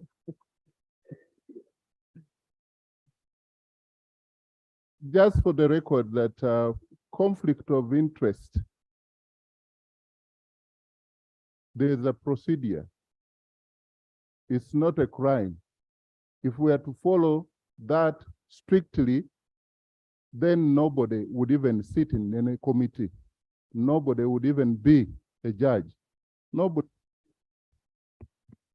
So the conflict of interest would require him to declare that interest. But another argument would be, who is more interested in the NSSF fund than the representative of workers? Thank you. So, like I said, we are going to consult. And one way sometimes we do it, we bring a colleague and we call the one who raised the issue, and he's reassured that indeed I'm not conflicted. Or you never know, he can declare that he's conflicted, and we come to an amicable conclusion. Next item. Honorable colleagues, I need to move reading. I request you, Honorable, let's move. Next item is 4 p.m. Item 3, statement by Minister on the state of roads in Kampala.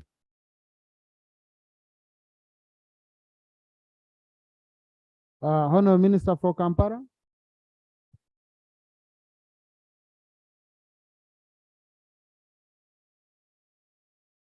Thank you very much, Right Honorable Speaker.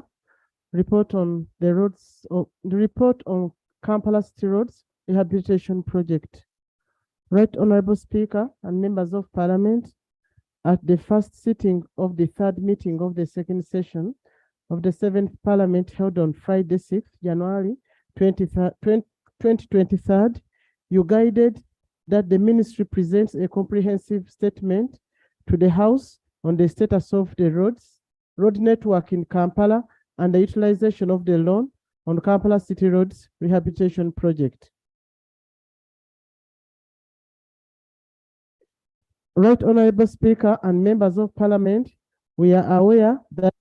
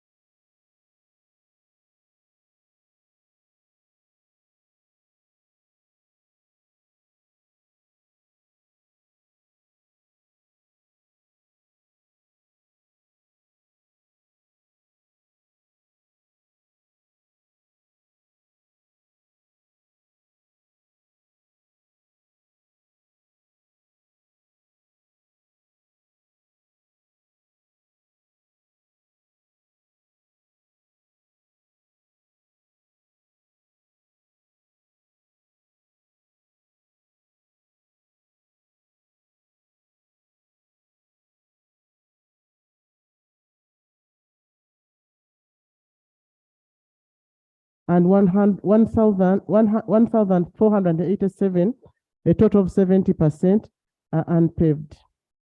However, a number of interventions to address the gaps include the Kampala City Road,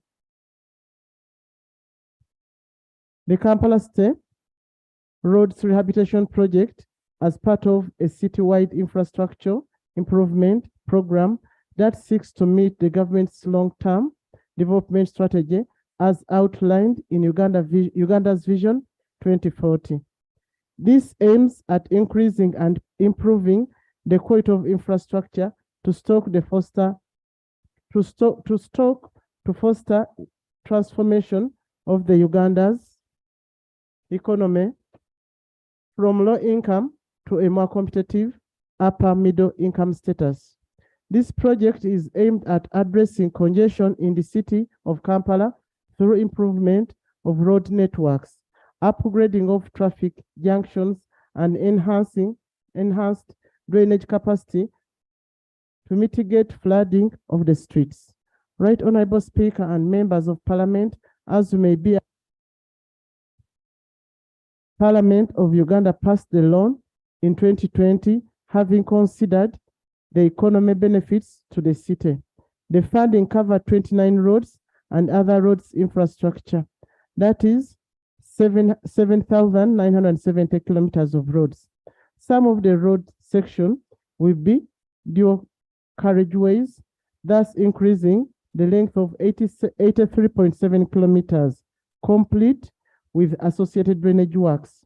22 traffic junctions, 123 kilometers of non-motorized transport facilities, commercial vehicles, parking places, bus depots, 30 public toilets, 6 markets along project roads for women vendors, installation of 1,600 energy efficient street lights, and tree planting. Right Honorable Speaker and members, in May 2021, the Minister of Finance signed off the financing agreement with an estimated cost of US dollars 288 million to be financed by the bank group ADB 77.8% and ADF 17.7%, Global Environment Fund, DEF 0.07%, and Government of Uganda 3.8%. The project has other complementary initiatives, which include women and youth skills on entrepreneurship development, institutional support to boost project execution capacity. Right Honorable Speaker, in 2021, the project was reviewed to estimate the eco buses and instead add an additional stock of roads. A total of US dollars 12 million that had been earmarked for the provision of eco buses was converted to construction of additional roads that serve the city, which include Umperere, Kitezi, Chiti Road, Ntinda to Kampala, Northern Bypass, and Old Killer Road, effectively increasing the total length by 16.37 kilometers. KCCA got clearance for the project from the Attorney General's chambers in July 2022. Current status. Right Honorable Speaker and members of Parliament, you recall that procedure. Right Honorable Speaker, I want to inquire from the Honorable Minister whether the report was given to the clerk. We don't have it, it's not displayed, and I've been told that the network is off. So I want to find out what's the problem because we are not following. Right Honorable Thank Speaker. you. Please, Honorable Thank Minister. you very much. Please. Honorable, that's a point of clarification, not procedure. Go on, Minister. Thank you very much. Right Honorable Speaker. Procedure, you address the speaker, you don't address the colleague on the floor. Go on, Honorable Minister. Right Honorable Speaker and members of Parliament, you recall that this project was approved in 2020. However, implementation was delayed due to procurement processes and harmonization with the bank. There was also a shift in procurement of eco buses and need construction network. Additionally, internal clearance by Attorney General's office, which are completed by July 2022. Right Honorable Speaker and members, implementation have since commenced and civil works have been packaged in 5 plots as seen in the table below. You can look at the tables. That is table 1. Honorable colleagues, the minister submitted the statement to the clerk. And Right we Honorable got, please, Honorable Minister, I don't know why you're also panicking. Please. She submitted the statement, but we've had a problem with Alfresco. Now, this same issue is being handled by the Committee on Physical Infrastructure. Okay? In fact, they were supposed to be meeting KCCA next, if tomorrow wasn't for a public holiday. So I want, after the minister has submitted the statement, then I refer it to the Committee on Physical Infrastructure. We shall also be rectifying the system. When they bring the report, we shall be able to discuss. So let's allow her to finish. Presenting. Thank you, Right Honorable Speaker. I'm referring you to table 1. Point of order. Point of order, Honorable Speaker. Honorable Speaker, I know the front row, particularly the front row for the ministers, but I'm a member who is a perennial backup bencher like me, sitting on the front row with Honorable both. Is the Honorable member really in order to promote himself and another shadow minister seated on the other back? So is he in order to promote himself without going through the appointments committee and an appointing authority? Honorable, the essential minister already. Is he in order? Please. Honorable Linus, we need the attention of the minister. Go back to your seat. And then we have another colleague not seated in the right position. Very good. Honorable Minister, conclude. Just Right, go to Honorable Speaker, I'm conclusion. referring you to table 1, No, go allocation on of conclusion, roadworks. Honorable Minister, members don't have the tables. So go on conclusion. Okay. Details on will be, conclusion. yeah, details will be in the committee.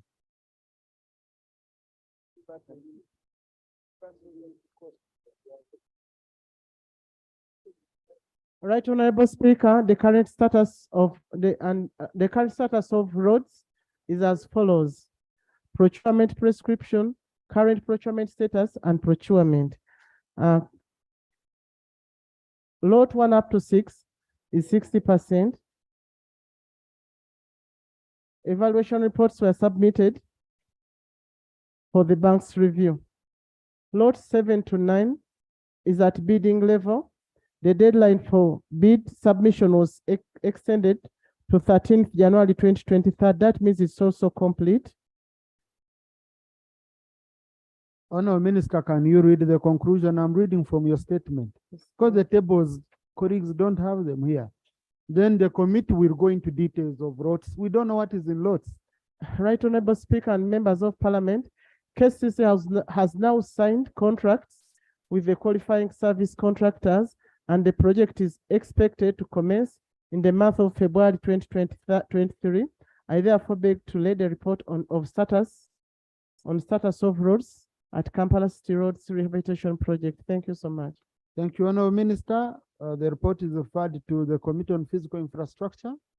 Please ensure you report back quickly on this matter.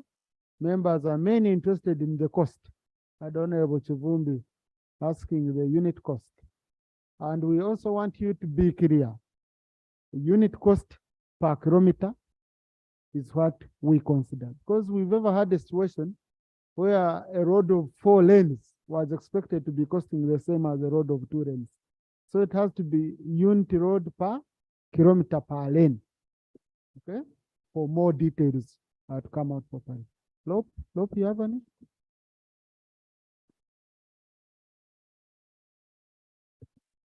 Thank you, Right Honorable Speaker. I want to thank the Minister for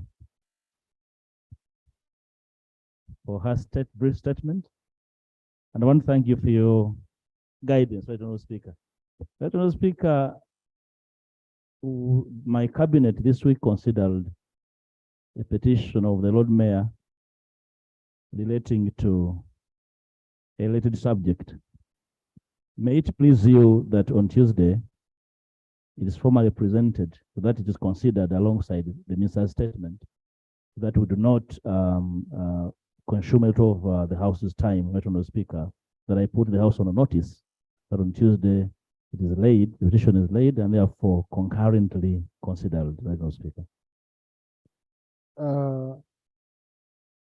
Yes, I'll give you space on Tuesday, but though Rope, if you had it ready, I would even allow you to read because the committee is already processing, you know, so that they go together to the committee. I can amend the order paper and I allow you to lay it so that they are processed together. Please do.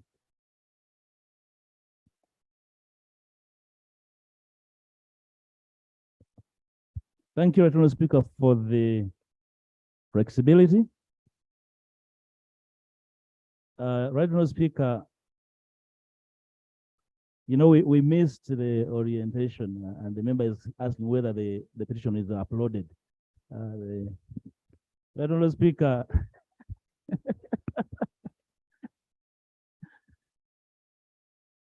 but I save his brushes and not mention his name. I beg to lay for the House consideration a petition of the Lord Mayor of Kampala relating to matters of maladministration and inflation of costs in Kampala State Council Authority, Honorable Speaker, for the consideration of the House. Thank you. The petition is referred to the Committee on Physical Infrastructure. Of course, this should be under KCCA, but because the Committee on Physical Infrastructure is already handling the matter, you know, I don't know. Yes, I know they can.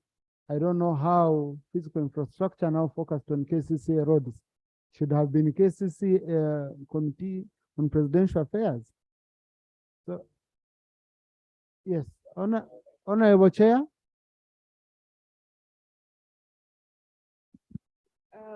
Thank you, Right Honorable Speaker and colleagues for the opportunity. KCCA falls under our committee. And in relation to issues of roads, we picked concern and we started doing our own investigations. And we received submissions 2 weeks ago, but I had not known that the same house had also requested the other committee to do the same work. But otherwise, we had started some work. Thank you. Now, this has been the issue because what brings on this is the program-based planning which we adopted now as a country. Okay, so that's why the Committee on Physical Infrastructure took it up. Can I request the two chairpersons of the committee to meet? I don't know whether you might need my intervention, but you'd meet so that you harmonize, because we don't need to have two reports on the same issue here on the floor. Thank you, Right Honorable Speaker. We can do that, and we shall. Yeah. Thank you. Please. And yes, Chairperson, Physical Infrastructure. Thank you, Right Honorable Speaker. In as far as KCCA is concerned, even before the program-based budgeting, our committee had only the component of roads only. We've not been handling the other issues. Thank you. Yeah, that's why I said program-based, planning. So the roads program is under your committee. So meet with the chairperson, harmonize, they can transfer to you all the information they already have as a committee. Honorable boss, you wanted to guide on the same? Yeah. Right, Honorable Speaker, you've already guided. And I just wanted to, for the record, is that it's possible for the two committees to process and they come with a joint report. So where there's intersection, they can jointly meet and process the petition.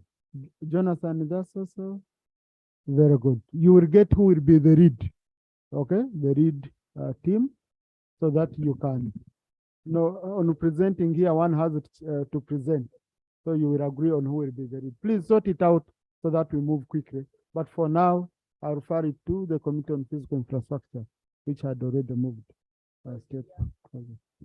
Yes, procedure, Honorable Mutembri.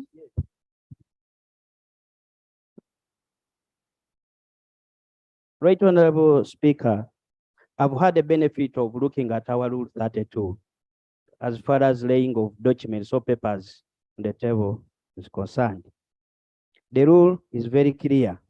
The clerk shall ensure that a paper to be laid on table is distributed to all members before it is laid. There is all evidence on record here that all the papers that have been laid on table have not yet been distributed to the members. And the Right Honorable Speaker, a paper is any document. It's also defined under the rules. A paper is any document, means any document in any form that may be laid on the table. Are we proceeding well by having these documents tabled contrary to Rule 32, Right Honorable Speaker? Thank you, Honorable colleague. The clerk distributes by uploading them on the system. Okay, so and the moment a minister gives this document to the clerk, he has done his part. Okay, so you can't come and you say, Minister, don't lay here because the clerk has not yet put the document. If there is any action to be taken, it's administrative. It cannot store the business on the floor. So please, okay. And the one of Honorable Mpuga, I've used my general authority under Rule 7 to allow him to present, because that's what is feasible. Sometimes we do what is feasible. That is what is feasible. I wait for Tuesday when we have again already submitted one document, so let them move together. But we shall ensure indeed the clerk always submits these papers on the system. Okay. Thank you. Next item. Item 4, motion for adoption of the report of the Budget Committee on the budget performance for the financial year 2021-2022. Now, colleagues, the Honorable Minister for Finance has been here with us, but she got an emergency and came to me here. It was to do with her child. So she talked to me. Unfortunately, it seems she looked for the shadow minister standing for her. She couldn't see him at that time. So she delegated Honorable Bahati.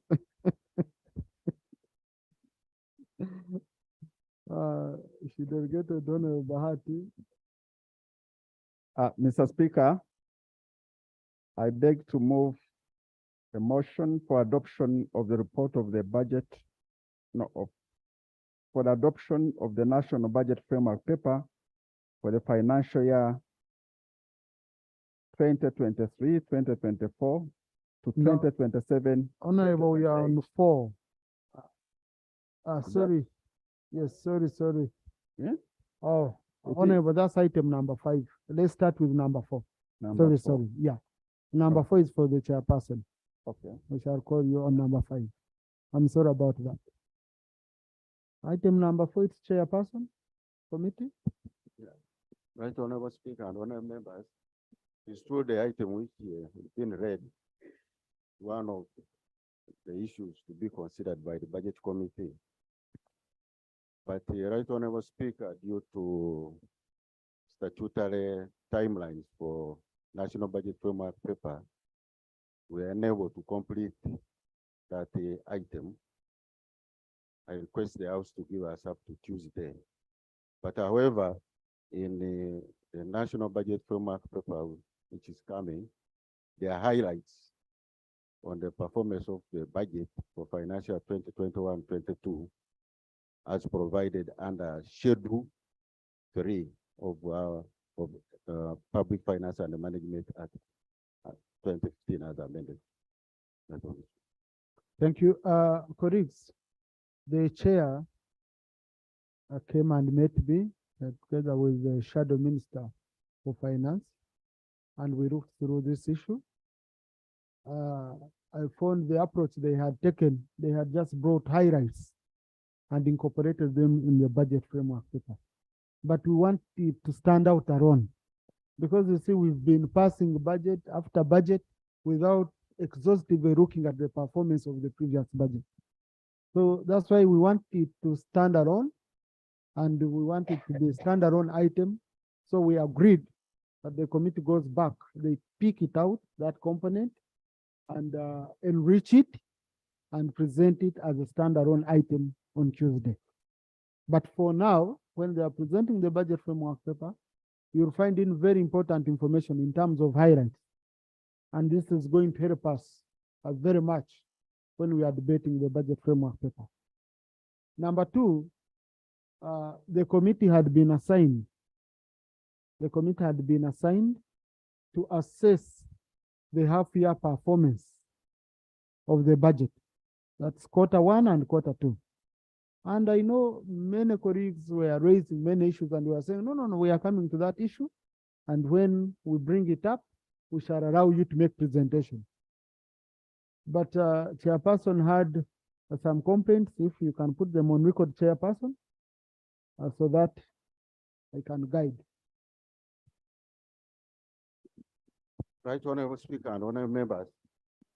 Yeah, it is true the House gave us the assignment to handle, but we requested Minister of Finance to provide us with information about the expenditure for Q1 and Q2. Up to now, we are still waiting. They only gave us the releases, the figures in terms of releases per board, but the actual expenditure was not given. So my appeal, Right Honorable Speaker, sir, that you prevail over Minister of Finance to give us that information on expenditure part by Friday, then on the process both reports by Tuesday. Thank you. Yes, Lop.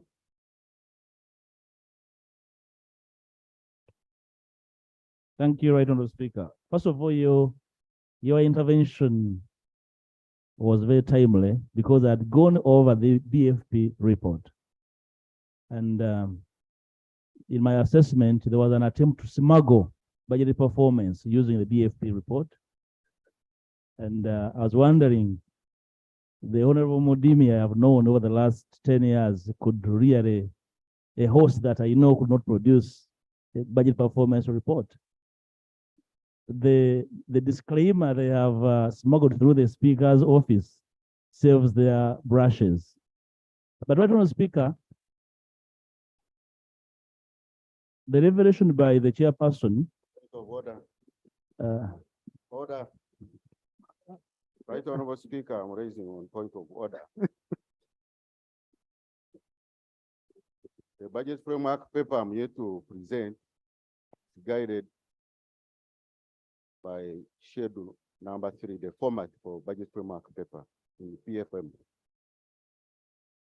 And when you look at the schedule 3 number item 3, midterm physical forecast.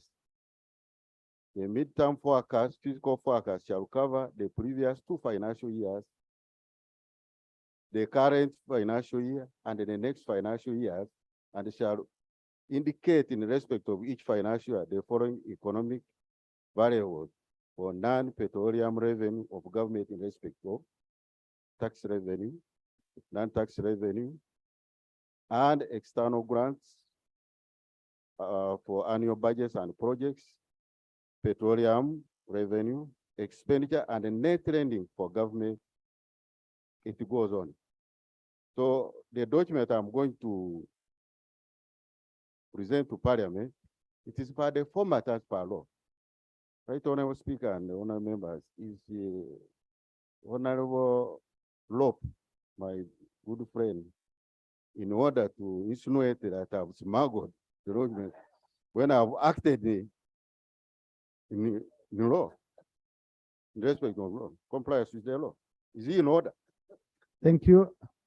I just take what Lop said in jest, I take it in jest. I know you are just pouring your egg. You're very good friends, but I can also see your concern is what goes on record here. I'm sure Rob can clarify it better, what he meant. Thank you, Honorable Speaker. Of course, the Honorable Mudimi knows that I was being graphical in my communication, and he knows better that I hold him in high esteem, as far as these matters are concerned. But I was actually trying to amplify his own concerns relating to the failure of having the budget performance report in the House. In fact, Honorable Speaker, the House has every reason to reject the BFP report without a performance report. And I do not know why the very able chair would allow the Minister of Finance to get away with this kind of flimsiness in management of public affairs. Right Honorable Speaker, I would like to request for your indulgence to compel the Minister of Finance to avail this information, because failure or actually deliberate refusal is an affront on the powers of Parliament. There is every reason why we are demanding for these figures, because we know that finance has been in defiance mode across the financial year. They have been supplying air. They have been here on the floor and supplied lies to the House. We have every reason to conduct a citizen arrest on them before we consider the BFP report, right, Honorable Speaker. So I want to concur with you and your order that on Tuesday, we either have their figures or we consider other business, right, Honorable Speaker. I thank you. Thank you. Honorable Cooper. Thank you, Right Honorable Speaker. Right Honorable Speaker, since Honorable Bhat left that ministry, there have been challenges in that ministry. we may demand that Honorable Bahat gets back to this ministry. Right, Honorable Speaker, there are 5 ministers in that ministry. 5, 1, 2, 3, 4, 5. It's disturbing to realize that up to date, the Minister of Finance has failed to give us that half-year performance. Even when we're looking at this budget framework, background to the budget, we would see even in some ministries problems. Right, Honorable Speaker, there should be sanctions. If the Minister of Finance does not adhere to what he's supposed to do. The half-year budget performance is very key for us to be able to move. We know there are items that we did not approve and they went ahead to release money for those activities. Could that be the reason why they are being very cagey in releasing the half-year performance? So, Honorable Speaker, we want to really read to you that there should be really sanctions if by next week, Tuesday, Minister of Finance does not bring this half-year budget performance. We can repeat what we did on Monday on some of them, Right, Honorable Speaker. Thank you. Thank you, Jonathan. Let's conclude on this matter. Mr. Speaker, sir, the timelines for approval of the budget framework paper is 1st February, and that is next Wednesday. And I see that we're asking the Ministry of Finance to provide by Tuesday, and yet the committee has to sit and process. The committee will not merely receive and transmit to the House. They have to analyze it and report to us. So I seek your guidance, Mr. Speaker, given that Wednesday is the deadline and the committee chair is here, unless he can assure us that he can process this within the time frame so that we comply on our part by that deadline of 1st February. Yeah, thank you. It's very clear, Rule 145, verse 3, in processing of the budget framework paper by 1st of February. This is a statutory deadline. Minister of Finance provide the committee with all necessary information by 9 a.m. on Friday, so that the committee meets at 10, starts processing the report. They are going to work over the weekend, but you're even making people suffer over the weekend over information which you have. Okay. Number 2, we shall have a full day, a half day debate on the budget framework paper on Tuesday. And we hope to consider it on Tuesday. But I will not preside over the House to consider the budget framework paper without a certificate of compliance for climate change requirement. The minister committed here on the floor. I have taken it upon myself. I've been calling in the ministry. I even reached an extent of calling in the Minister of Water to ensure this is done, because we have to do what is compliant with it. I don't want us to do work here and someone takes us to court. These days we have very many lawyers in town wanting to show Parliament, any institution, even individuals, that you're not doing your work. Please, I'm just putting you on notice. On Tuesday, if we don't do it, I will allow debate, but I will not put a question. That one I've told you, Ari. Thank you. Next item. Item 5, motion for adoption of the National Budget Framework Paper for the financial years 2023 to 24 to 2027-28. Minister for Finance.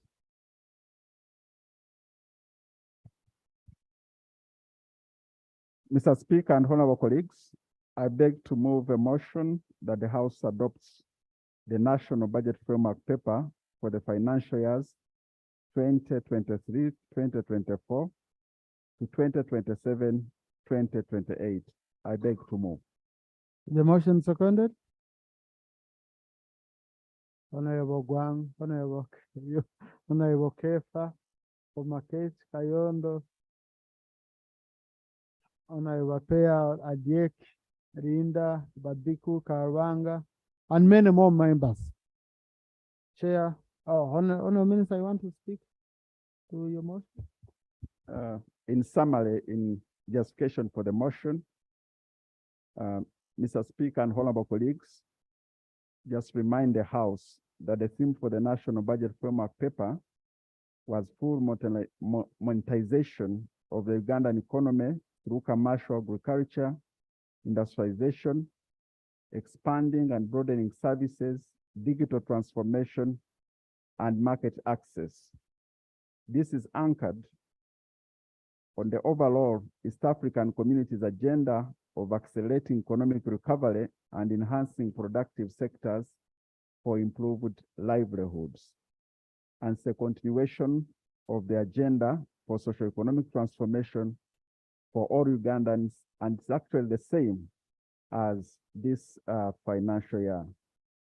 Mr. Speaker and colleagues, we did consult widely within government and outside government, and this budget framework paper was referred to the Committee of Budget, and the discussion has been on for some time now. And Mr. Speaker, I recommend to this House that you debate and adopt this budget framework paper. I beg to move. Thank you. Honorable Chair.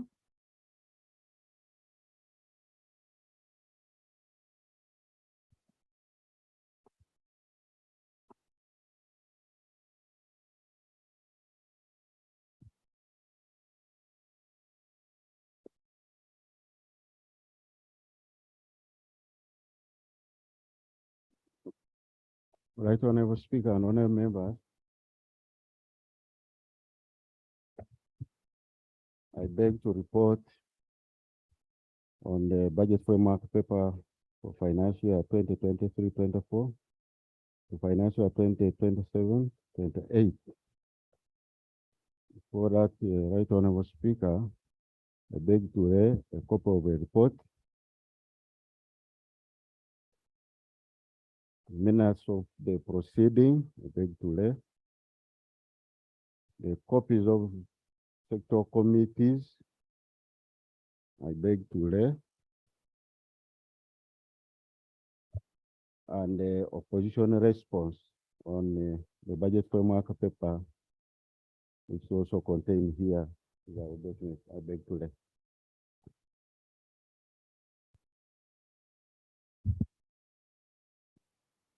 Honorable, have you done an executive summary which you represent? Well, yeah, it's rare, but Right Honorable Speaker, this document has two parts. One part is on legal compliance, and the part two on sector observation and recommendation. This is a 70-page document which is uploaded, and I'll be make a summary. Now, on legal compliance, in accordance to Section 9 of PFMA 2015 as amended, that is talking about is in our law. Members can read that. And the Section 30B of National Climate Change 2021, which requires a minister responsible for climate change, in consultation with chairperson of National Planning Authority, issue a certificate satisfying that the budget framework paper is climate change responsive and contain adequate allocation for funding climate change measures, actions, and measures. So those are legal compliance, but Right Honorable Speaker, like you said, there's no certificate on climate change. Otherwise, the rest compliance with Section 9 of PFMA. When we talk about submission of budget framework paper to Parliament, the National Budget Framework paper for financial 2023-2024 was submitted to Parliament and read on 23rd December of 2022, accompanied with a certificate of gender and equity responsiveness within a stated time. That one complies. Complies with section 3 of PFMA. An assessment by the committee indicates that the budget framework paper overall structural compliance level to Schedule 3 of PFMA Act largely conform to requirement under the law. However, the following information was not provided as required by law. Quantifiable estimation of the physical impact of physical risks, an estimation of the likely physical impact of the risk if they are materialized, and an alternative physical framework. The flow of investment of government in the financial year, that one was not provided. And we recommend that the government committee recommends that the Schedule 3 of PFM should be fully complied with, and a detailed statement on compliance to Schedule 3 is always presented to Parliament whenever National Budget Framework paper is ready to Parliament. Members, when you look at Table 1, compliance assessment of National Budget Framework paper to Schedule 3 of PFMA, that table shows. 2.2, consistency with the National Development Plan 3. Honorable members, the goal of NDP3 is to increase average household income and improve the quality of life of Ugandans. The overall theme of the NDP3 is sustainable industrialization for inclusive growth, employment, and sustainable wealth creation. This goal is expected to be achieved through an overall strategy of sustainable industrialization for wealth creation, employment, and inclusive growth. So, Honorable Speaker and members, Honorable Speaker and members, the objectives are outlined there. Members can read. Then Table 2, NDP 3 objectives and strategic programs. That is Table 2. Members can read that. There are 5 of them. Can read that Table 2. Macroeconomic policy alignment. With regard to macroeconomic policy alignment, the National Budget Framework paper is largely aligned to the NDP3. The table also shows that. Members, you can read Table 3. Number B, allocative efficiency alignment.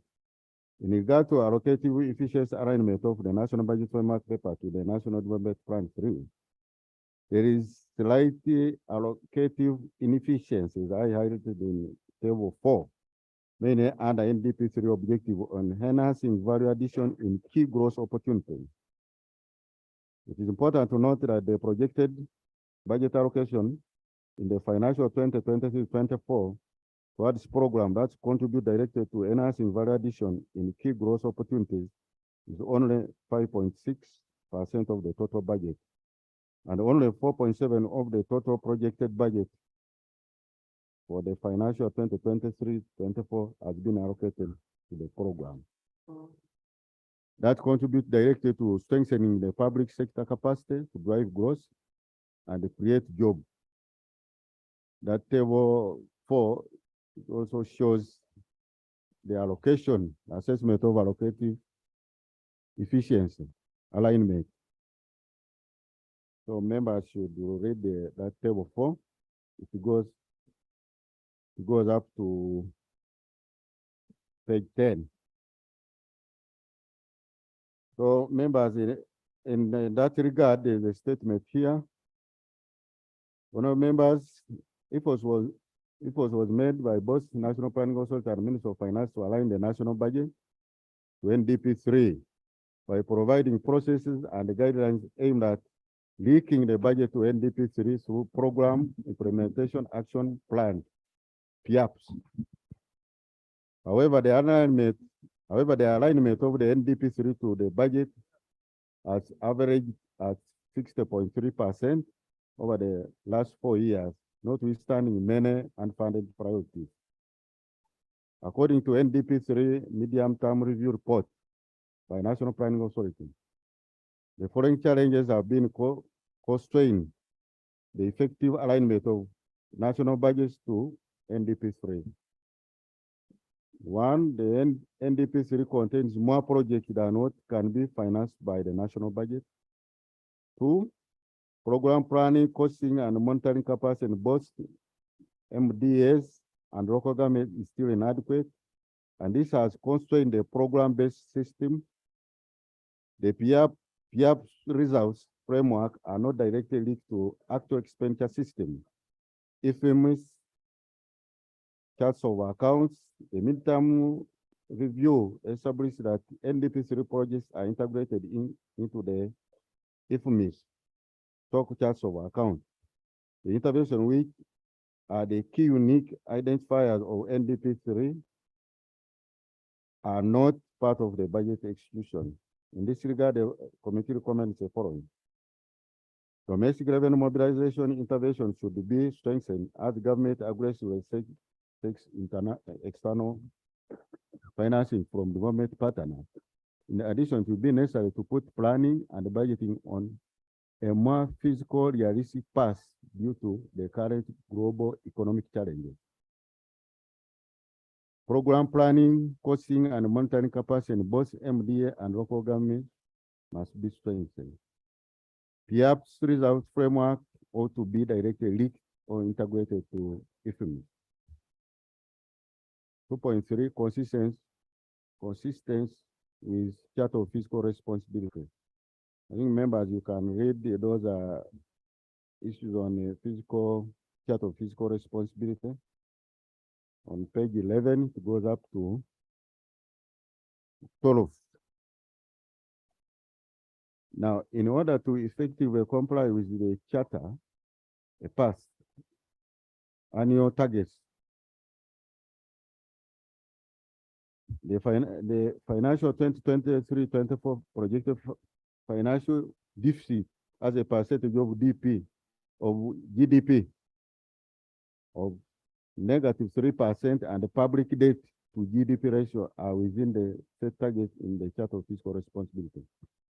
It should be noted that the public debt is projected to peak at 53.1% in June 2023 and decline to below 50% by financial 2025-26. That's according to the charter. The committee recommends that the budget for the short and the medium term fully complies with Charter for Fiscal Responsibility requirements, and any deviation must be guided by Section 7 of PFMA, inclusive of the reasons for deviation and adjustment to be done to bring the nominal debt to GDP back to the Charter for Fiscal Responsibility Charter path over the financial years. 2.4, gender and equity responsiveness. Members, you can read that section talks about the certificate of gender which we have been processing.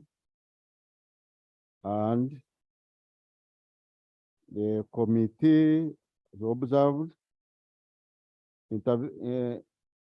interventions actuated in the certificate were not informed by any national gender and equity gap mapping survey to inform the assessment of the national budget framework paper and subsequently recommended for Equal Opportunities Commission.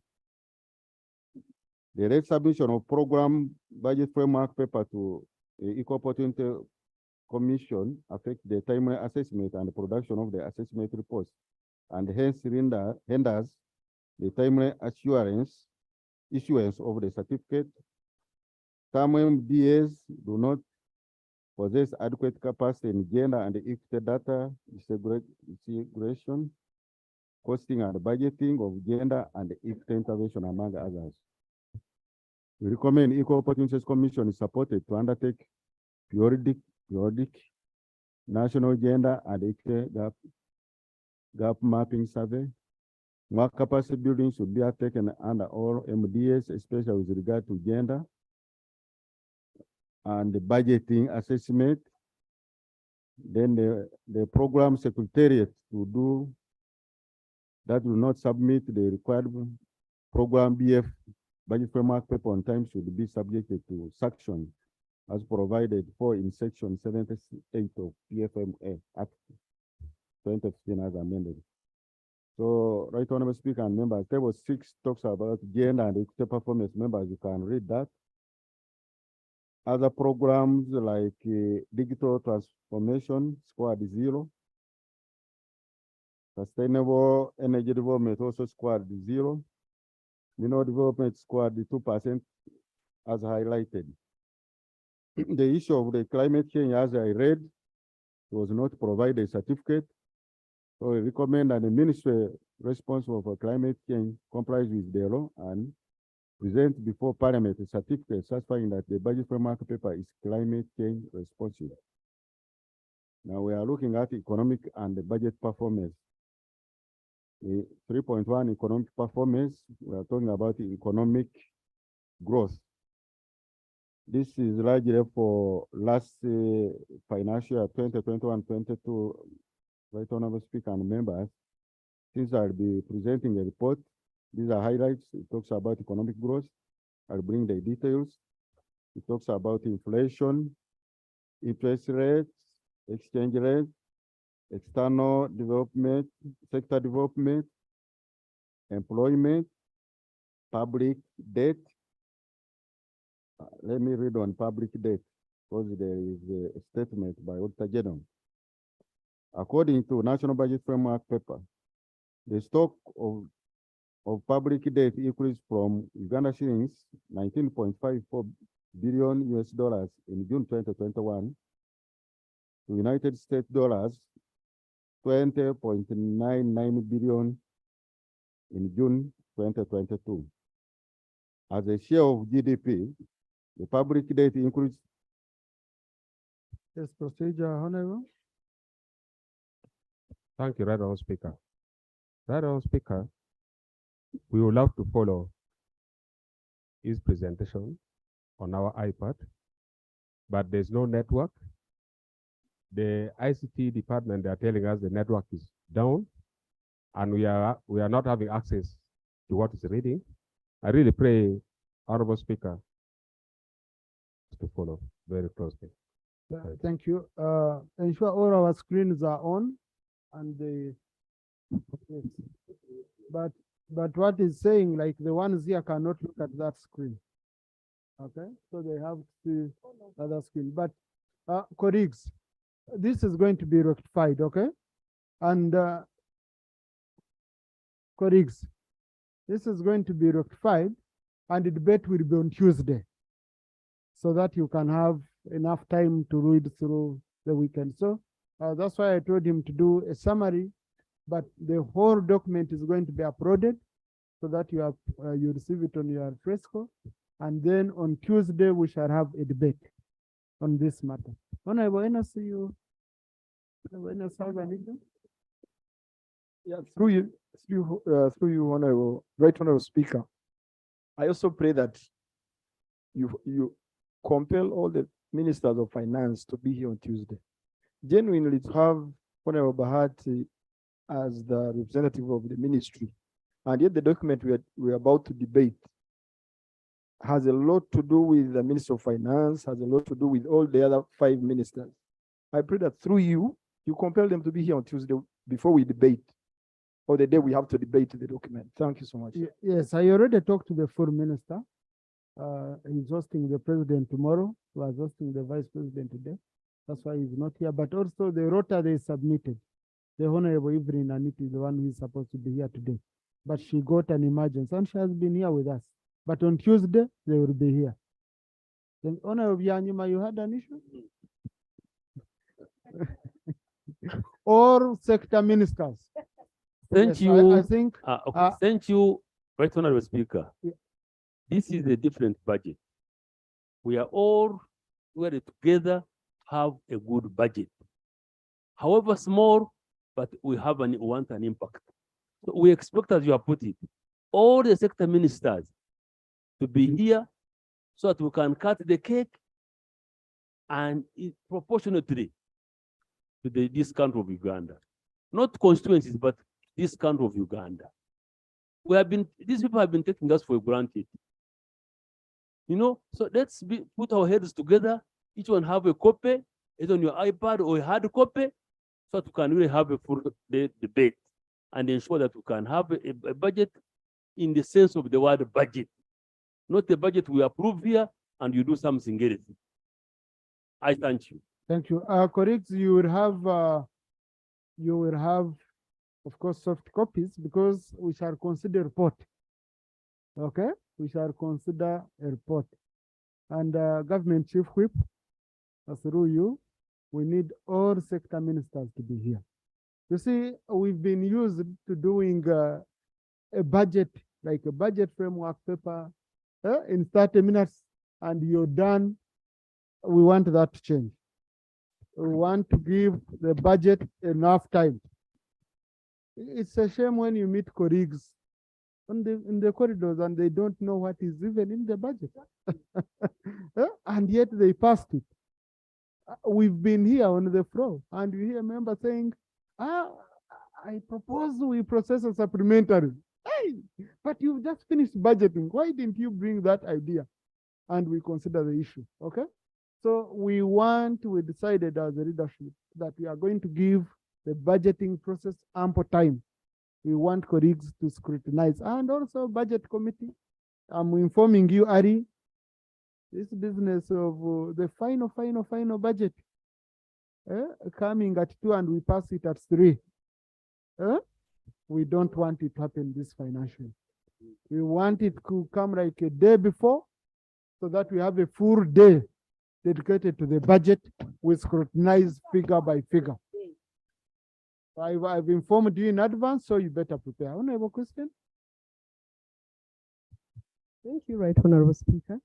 You've guided well about the documents that should be presented to us prior. But we do not want documents that are not reflected in the final document.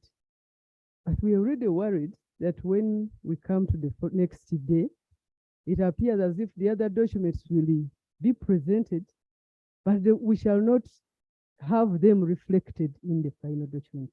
So I don't know how, for example, the climate change compliance certificate and its content will see through the final budget. Likewise, on other documents that, especially the projections and how we are, and the expenditure documents. That is my prayer, that they should be reflected, not just sharing with us. Sure, Honor. Thank you. We have started the budgeting process. If it cannot be reflected at this stage, at least, okay, now we shall be having it as we go into the full budget and figures, you know. Honorable, I think, Max, I think as long as we have it, it's available to you, you'll be able to use it as an instrument, as a team, isn't it? And it will be very, very helpful. The only thing I had the chairman saying the Minister for Water should present it here. No, it's the Minister for Finance who should have sought for it, not the Minister for Water to say, I know you're budgeting, I therefore give you a certificate. It's a requirement for the Minister of Finance to seek for that certificate, like how we are told for other certificates. Yes, Jonathan, then Honorable colleagues, now we are going into one. No. Because the chairman is presenting a report. No, Mr. Speaker, since you have guided, I wanted to seek your indulgence that in this budget, when they're uploading the documents, the report of the sectoral committees should also be uploaded, so that we see how the budget committee has addressed the recommendations of the sectoral committee. It should come, because most times the budget committee, he will not present, but let it be uploaded so that we can access it and we see all those documents. Additionally, the list of all projects that are going to be undertaken should also now accompany this. In the past, it has been an issue. For example, I'm not debating in anticipation. The government proposes to buy 5 milk coolers. 5 milk coolers. So want to know where are they going in this? Yeah. So, wow. We will try. Okay. Crack, because now the task is on us. The reports, I don't know how heavy they were. I want to limit just let me pick the 2 colleagues, okay? And then we Honorable Yargawa and Ogai. Right, Honorable Speaker, once again, I want to thank you, and I want to take cognizance of my colleagues' submissions. One, if you are not on a certain given committee that has certain given projects, it's very most likely that you will never, ever, mark this, it might not be only me, be part and parcel of the benefits of this budget or other budgets that was forthcoming. I therefore want to concur with a colleague who says we should look at critically what has been approved for which part of this country, and what about the remaining, so that all these are captured. Like the other just a few moments ago, I raised a very big issue regarding my health unit, health center 4. I want to see if it is not in this financial year, can it be captured at least in the next financial year? If not, so that my people know that they have hope, other than coming just here, escorting others, or that 1 year, year in, year out, you escort others. People tend to think we're not doing anything here. Sure. Number 2, I think this is a very important document. I actually ran down, when you saw me going, I was with Honorable Anyima, we went down to the printer to try and see whether we could squeeze out a hard copy. You know, this one is good, quite convenient. But sometimes when I want to write a note on this ABCD, it might be very difficult. Is it therefore possible for the powers that be makes at least a copy for those who want hard copies? To me, this is a very critical document. Thank you. To me. Thank you, Honorable. I request most kindly, sir. Thank you. Thank you so much. Honorable colleague, the copy we upload is printable. If you want a hard copy printout, we don't stop you. Yeah. We don't have a budget for printing because we put it under iPad. But we upload a PDF, which you can print. So if you want a hard copy, Roper has already printed. If you want a hard copy, you print out. I'm very sure my able MPs can afford printing this small document. Yes. Honorable Gwari, I don't want to write you here. We shall not print for you copies. But the copies we upload, the document we upload is printable. Thank you. I want to inquire whether amongst the documents which will be made available, possibly is the related to taxes, tax proposals. The tax bills will come later. They are not yet laid. When you're considering the budget framework paper, there are no tax bills because you're framing issues to be considered in the budget. Now the taxes are on the revenue side. Yeah, so it will come later. No, colleagues, I'm not going to. Honorable, please conclude. Right, Honorable Speaker and Honorable members. No, the Hansard will capture the whole report. Honorable members raised many issues, but we are proceeding under our rules of procedure. Like this one, under Rule 145. And all chairperson of sector committees are ex-official members of the budget committee. And we normally go through all these documents together.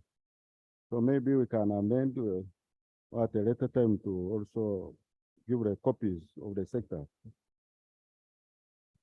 Right, Honorable Speaker and members, I was on public date. According to Auditor General's report on financial year statement for 2020-21-22, the reported public debt as at 30th June 2022 stood at Uganda shillings 86.6 trillion, of which domestic stock was 38.1 trillion and external 11.5 trillion, equivalent to 15.31% when compared to the stock. Now here I'm making reference that the numbers which Minister of Finance provided and what the Auditor General reported, there are variances. So we recommend government reconcile the reported amount of the public stock B, government should balance support for economic recovery and a sustainable public debt while reducing reliance on domestic borrowing to alleviate crowding out public sector financing. The reduced amount of expensive domestic borrowing and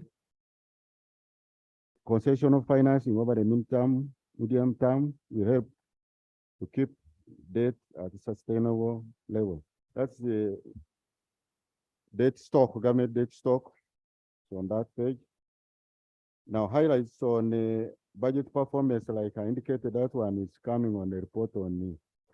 It goes from page 18 to page 22.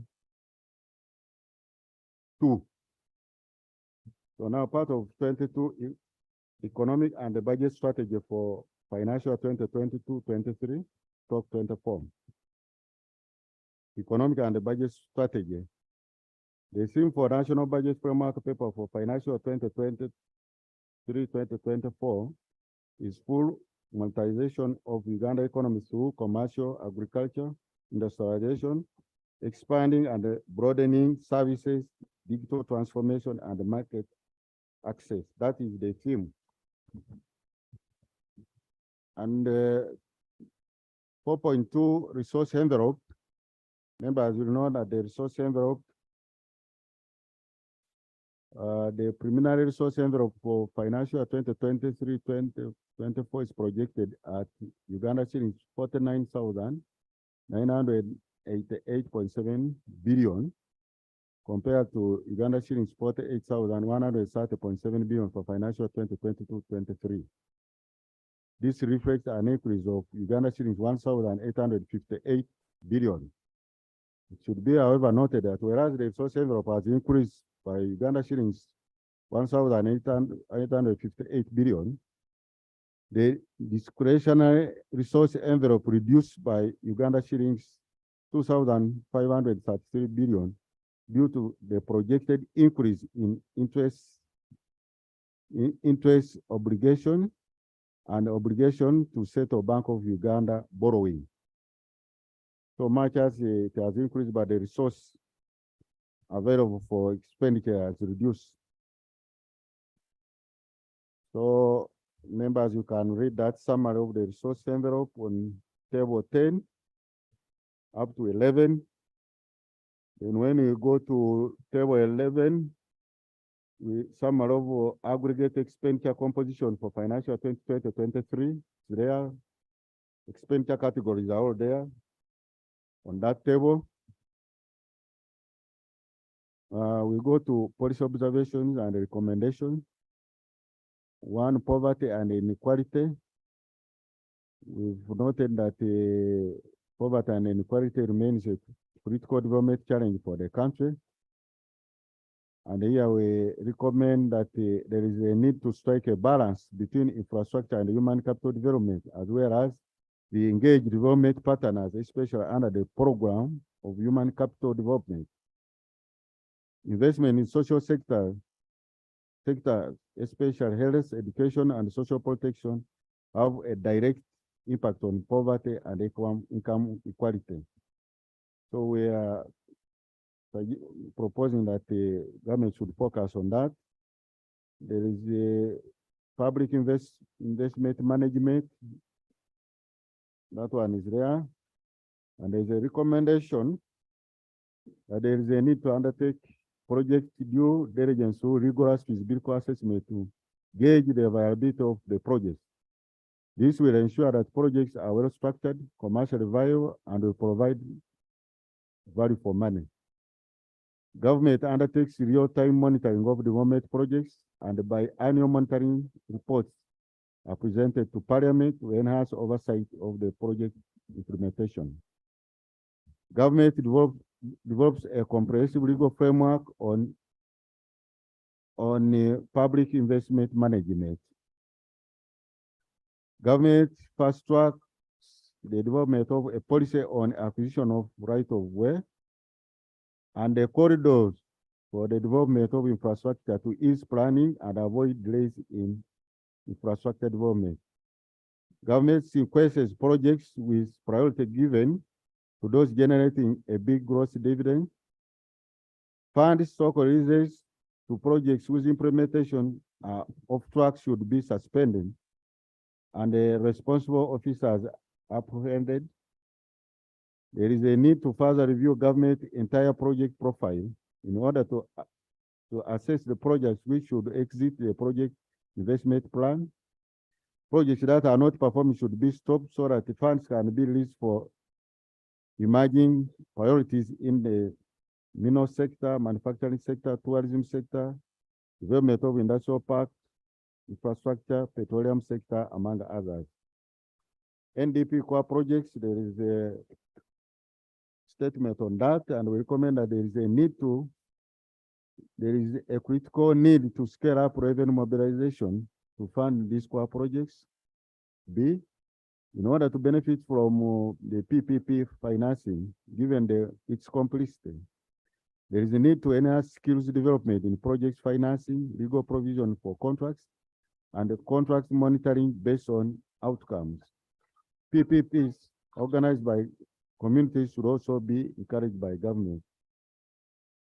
We say government should start exploring other options to finance large infrastructure projects. Government should consider alternative financing models, these including issuing of long-term infrastructure bonds. Government should also mobilize large surplus institutions to finance infrastructure projects, such as pension funds, and in particular NSSF in Uganda. Here. NDP3 overall implementation framework, there's a statement there. And the committee recommends that through the ongoing process, developing an implementation framework for the entire plan should be given a priority. Resource mobilization, members, you can read also on that one. And we recommend that fast track the implementation of domestic revenue mobilization strategy and develop an effective implementation action plan for the domestic revenue mobilization strategy. This should include establishing policies to formalize the informal sector. B, develop a national tax policy that would form the basis for effective tax legislation and tax administration, as currently there is none. C, implement a coordinated approach to revenue mobilization across government ministries, departments, and agencies to improve revenue mobilization effort. D, widen consultation on tax policy design.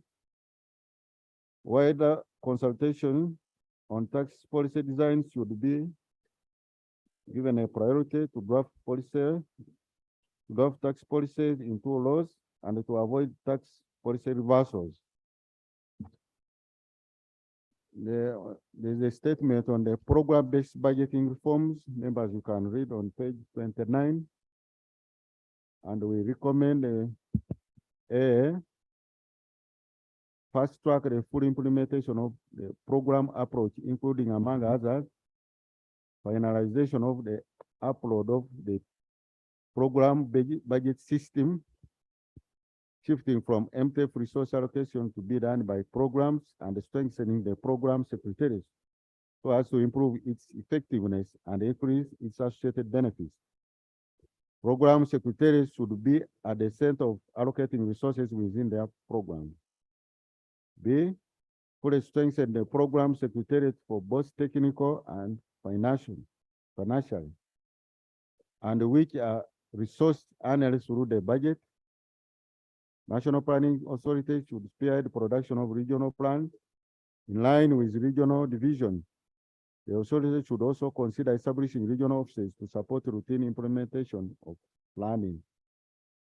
D, to enhance budget efficiency, there is an urgent need to introduce annual program spending reviews, expenditure tracking prior to budget processing, what we are going to discuss next week. These reviews should be used as partly the basis for giving resource allocation Without spending review, the risk is that programs which are ineffective, low priority, or which have outlived their usefulness will continue to draw on public resources, and sanctioning functionality of M&E and the statistical units within the planning department. Supplementary budgets, members, it has been an issue. We recommend that we stick to the law. Government should stick on for proper planning. The expenditure should not exceed the 3% threshold limit. Domestic areas, there's a statement on domestic areas. Right, Honorable Speaker and members, the stock of domestic areas is at 4.6 trillion.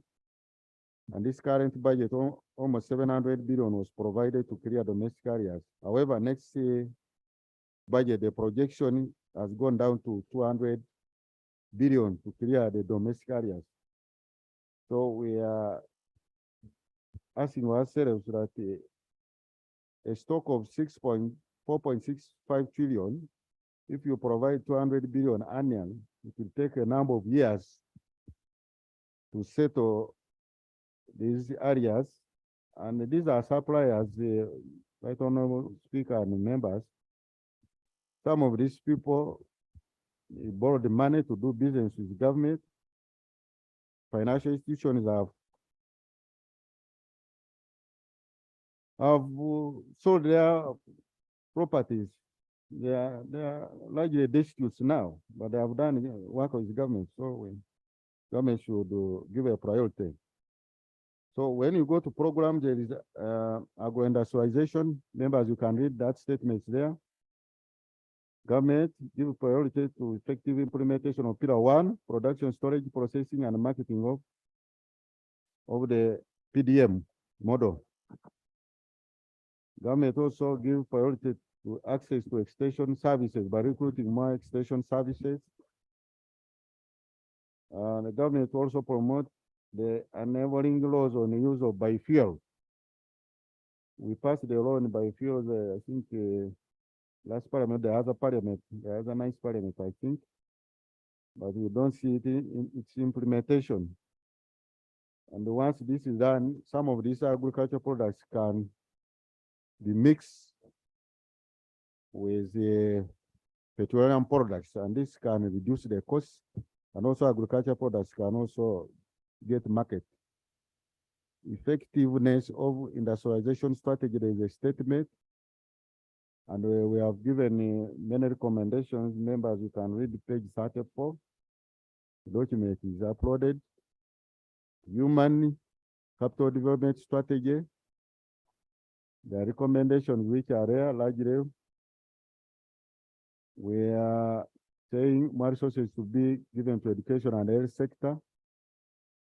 There is need to provide physical infrastructure to particular lagging primary, secondary, and TVET institutions and universities. We're also requesting rehabilitation and expansion of and equipping of health center, trees, posts, general hospitals, referral hospitals, and specialized care facilities. We are talking about the rehabilitation of depleted structures for rehabilitation of vulnerable groups, including youth, children, and persons with disability. We are recommending strengthening of inspection system in those issues. And strengthening the public sector to drive growth and investment. There's also a statement.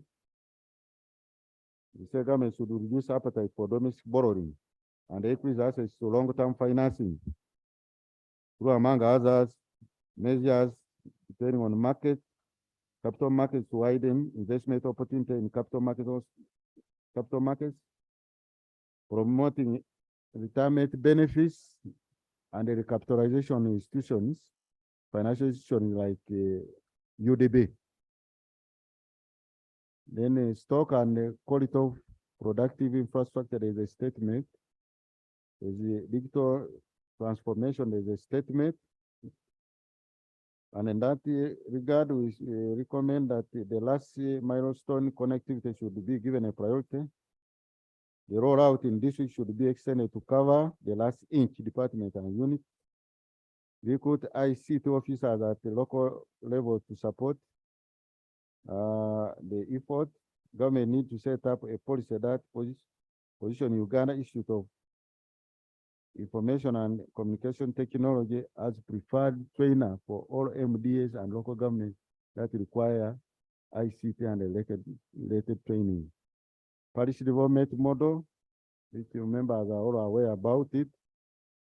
There is a statement on it, and we made a recommendation that the PDM secretariat will need to be empowered with enough human and financial resources and mandate to be the one to speak for government on the PDM.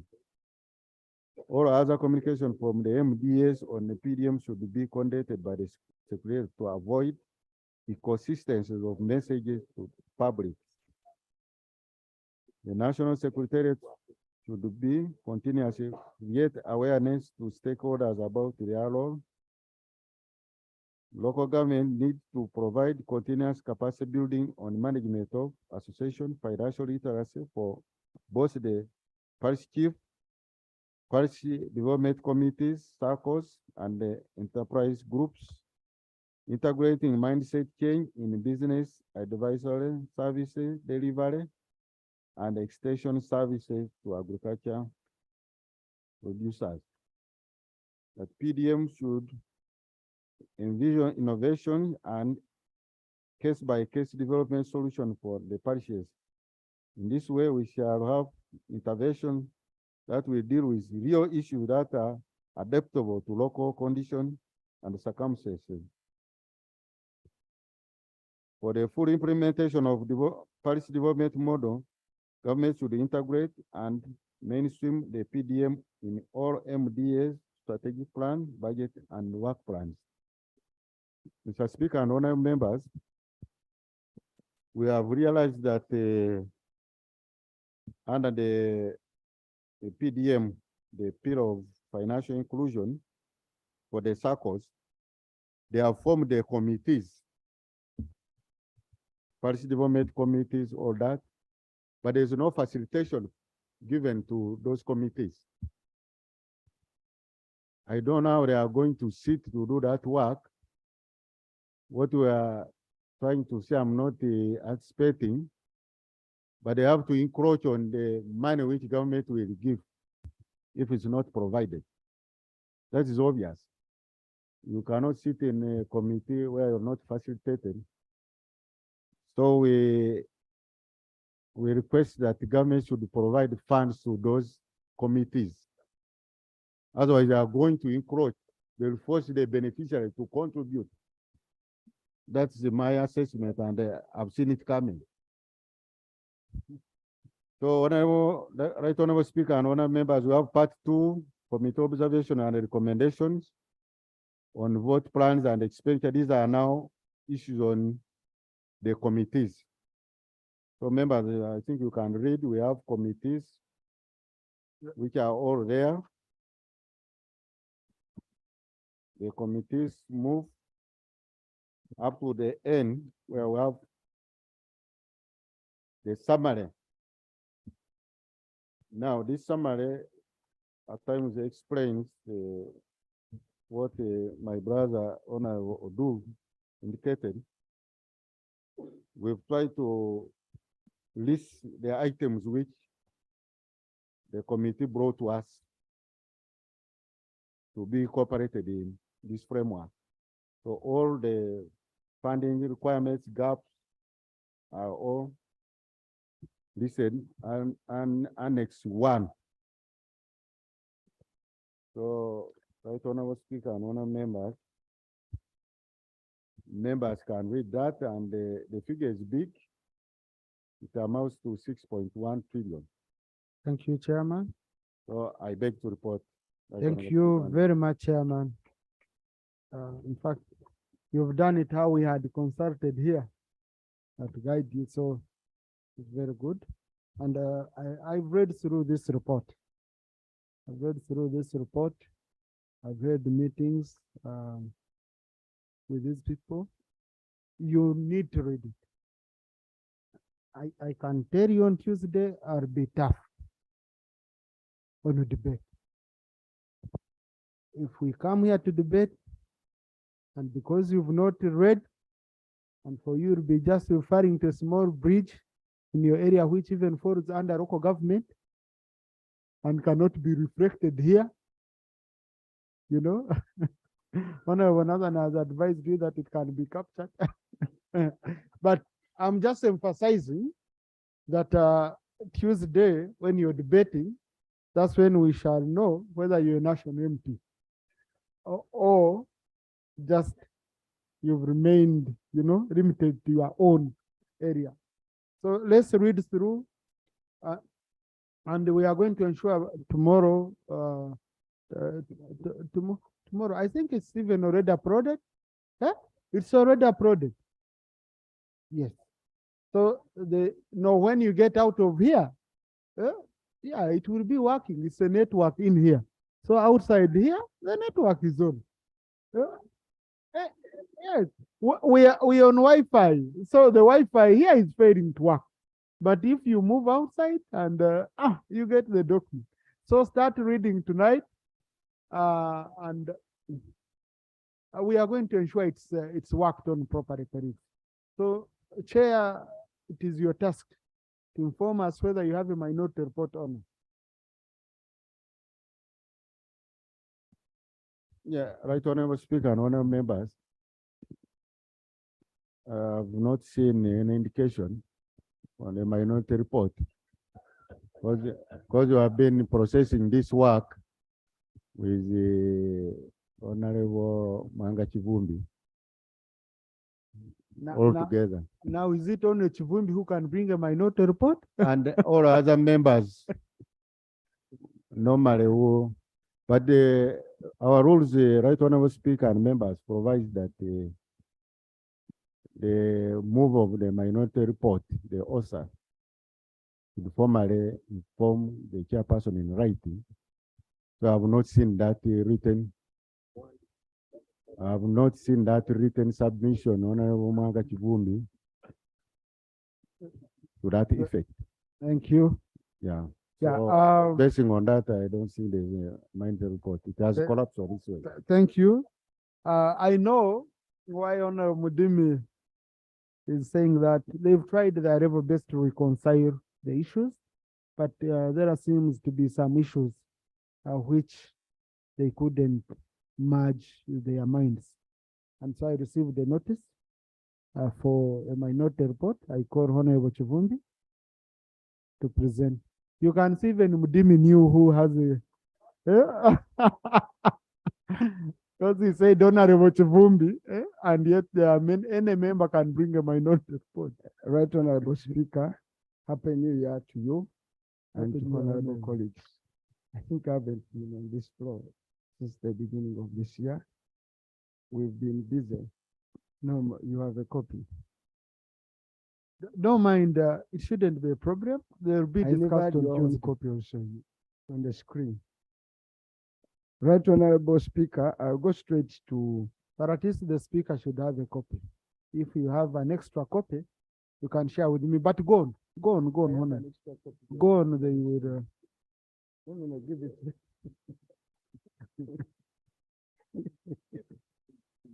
Right Honorable Speaker, I have only 8 dissenting opinions. And Right Honorable Speaker, I take the opportunity to also thank the Budget Committee, where we worked hard and forged some kind of concurrence on a number of issues. So 90% we agree. My first issue, Right Honorable Speaker, is an unrealistic majority report.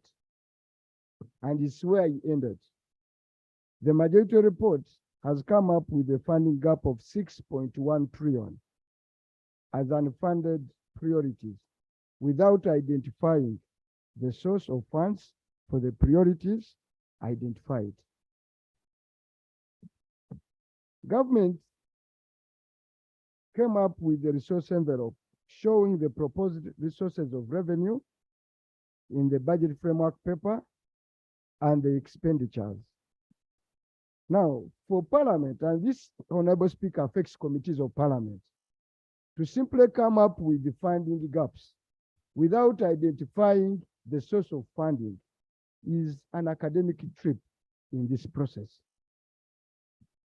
It should be imperative that committees and even ministers who in cabinet approve these spending limits, then they come to committees of Parliament and cry for more resources, knowing those resources are not there, and burdening committees with the funding gaps and priorities is uncalled for. And it renders this whole exercise simply of no import, essentially. So that's why I would defer that you ask the majority committee. You have identified 6 trillion in additional funding. It will push the budget to 50.4 trillion. Where is the source of funding? 54. Where is the source of funding? So why do we engage in some academics here? That's my point of view, is that the whole of that report is unrealistic. The second one, Right Honorable Speaker, is on tax exemption. Right Honorable Speaker, we are having an 8 trillion tax exemption in this year's budget. Tax 6 trillion, 8 trillion tax exemption. And have I just sampled a few companies where we have exempted. And then Parliament now takes a critical decision where it is not high time that we comprehensively review the tax exemption. Look, one example I've identified, as few I sampled, Oil Palm Uganda Limited, value added tax, 155 billion. Uganda Oil Palm Limited, corporate tax. Now, corporate tax is profit tax. Corporation tax is profit tax. A company has come here, you've given it land, you've reduced their on power they consume, reduced power costs, you give them water at reduced rates, they make a profit. They don't pay. Government says, just walk away with your profit. So some of these companies now, roofing, Uganda Roofing Mills Limited. This company has been here for the last so many years. Why on earth does it not pay a corporate tax? Does it need affirmative action after some 20 years? Honestly, and we are here grappling with the lack of resources to do bridges and blah, blah. We are letting some fellows walk away with so many billions of money. Steel and tube industries, even that one, 5 billion corporate tax. Uganda Post Limited. Corporation tax. 15 billion. Uganda Post Limited, value added tax. Uganda Post Limited, payee. Now, when it comes to payee, where they don't pay payee, Honorable colleague, let me tell you what happens. That when government of Uganda exempts a company not to pay payee, government of Uganda goes its way to pay that money. That means me, the poor me, I'm paying payee on behalf of Post and Telecommunication, Uganda Post. That's what happens. And we are in this era budgeting with this kind of mentality. And that goes to Uganda Post Limited. You go to spinners. This fine spinners, Uganda Limited. For example, stamp duty.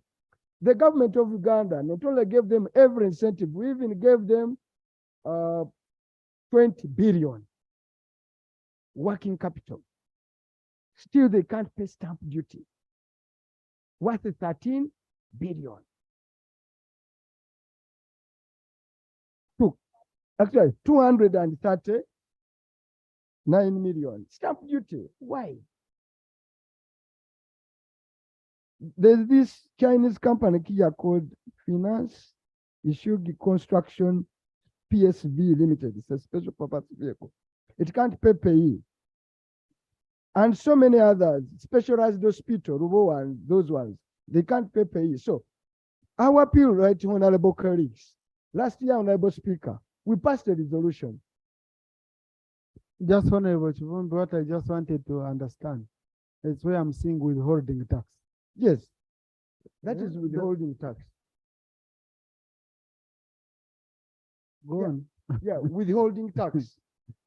People refuse to pay withholding tax, and we excuse them. Now, we are talking about, that's why we have accumulated 8 trillion in tax exemption. We have a total over, honorable speaker will come to it, of an equivalent amount of money, where government has failed over years to pay. So if you reviewed this and just realized some 4 trillion out of 8, we can easily balance up our books and be able to do more. So it is high time this parliament put up a committee of inquiry into tax exemption.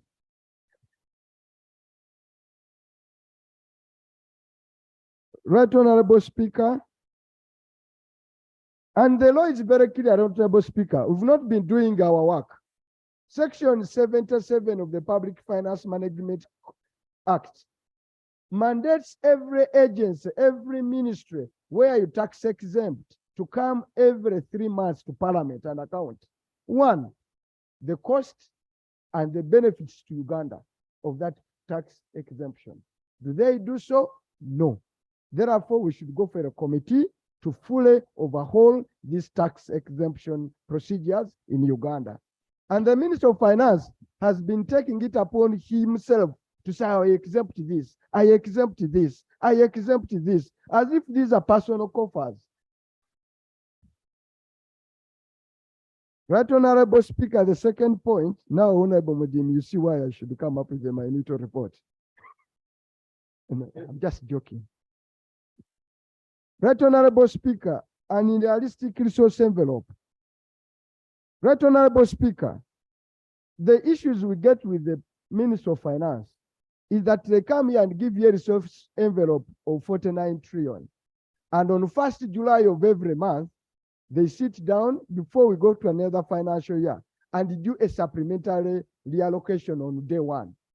The essence why they come up with the ballooned resource envelope that will not be fulfilled is to have a bigger cut of the over third. Is it a third? The 3%. So that they have a huge, for which they will do secondary appropriation. Go ahead and fund items that were rejected by Parliament. But when I look at the resource envelope, they are telling you they are going to revenue is going to rise by 3 trillion.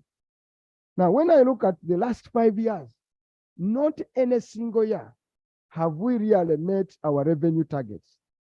Not in every single year. So how do you fool us that this year you are going to realize 3 more trillion without any added tax, because inherently the homogeneous growth of the economy projected at 6% will give you that tax yield. It has not happened. And you are based on that anticipation to draw a national budget. And we are here 49 trillion, you raise the expectation of the country. And when you look at this table, which I've written down here, Right Honorable Speaker, not in any single year have they realized 100% tax revenue or a surplus. But what has been rising, honorable colleagues, every single year, spontaneously, has been debts. When you study the column of debts progressively, I think in this table they should have listed. Honorable Chivumbi, as you get that, because we usually hear URA announcing we've corrected the surplus, okay? Now, I thought the targets given to URA are targets against projected revenue in the national budget. Yes. But you are saying they've never realized 100%, but they're already saying they've corrected the surplus. So because monthly target should be projected against the projected revenue we pass here. Actually, Right Honorable Speaker, the source of my table is the table that was supplied to us by URA. URA shows it's only 1819 when they met the target. But in 1920, they targeted 20 trillion in revenue collection. They collected 16. In 2021, it was 21 trillion. They collected 19. 2021-22, it was 22 trillion. They collected 21. So it's only this year that we don't have. So the figure they are giving the country, we are collecting supplies from where? From where? So that's why the value of that collection is that every single year the borrowing, 1819, we borrowed 24, the borrowing was at 24 trillion. 1920, the borrowing went to 28. 1920 went to 28. It's meaning 2019, 2020. 2019, very 2020. So I'm only reading the other figures. Yeah. 2019, 2020, it went to 28. 2020, 2021, it went to 30, no, to 70. The borrowing is down. That is the debt stock. The borrowing went to 36. Last year, it was 35. Net borrowing in total from 44 to 57 to 70 to 78, we are now at 86. The reason why we are performing that way is because we make unrealistic budget revenue collections. And consequently, we raise our recurrent expenditure and find ourselves, we have no money at the end of the fourth quarter to even pay salaries. We go to the domestic market and do borrow.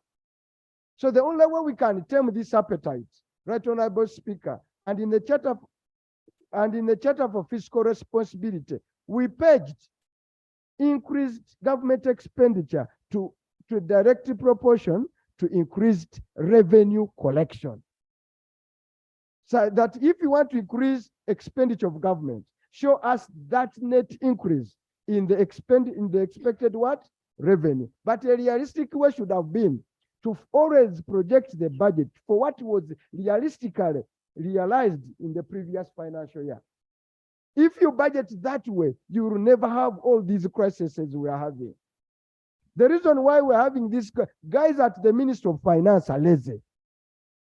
They go for easier options. Because the law permitted them to borrow on securities, they think they can run there every time. That's why, Honorable Speaker, we must review the Public Finance Management Act. One, to remove the 3%. Okay? To remove the 3% that erodes the parliamentary powers of appropriation. Secondly, we also put stringent borrowing on through securities because that free hand has been demonstrably abused. Now on debt rollover. Right Honorable Speaker, and you should provide the space for debate on this thing called debt rollover. Now, our projected revenues have been rising from by 2018-19. Our revenues were at 16 trillion. We are now, even by our poor standards, we are now at 25. Okay, by our poor standards. But even in a personal level, at a personal level, if your incomes have been rising that, it would be very funny and scandalous for your debt to grow. For the debt you fail to pay to grow. The debt can grow in economics, I know, but the one you are failing to pay cannot grow. So that's why for me, this financial year, I think it's high time we capped any extra revenue we generate as a country should go towards tackling this issue of debt rollover. Now, Honorable Chivumbi, we can conclude. Yes, I can conclude. I know it's a very sweet message you're giving us. I want to conclude with 2 items. Yes. The first item I want to conclude with is the road fund. Right Honorable colleague, I know the majority committee has come up with a very generous recommendation of the 1.5 billion per district to tackle the issue of road fund. But Right Honorable Speaker, we passed a Road Fund Act.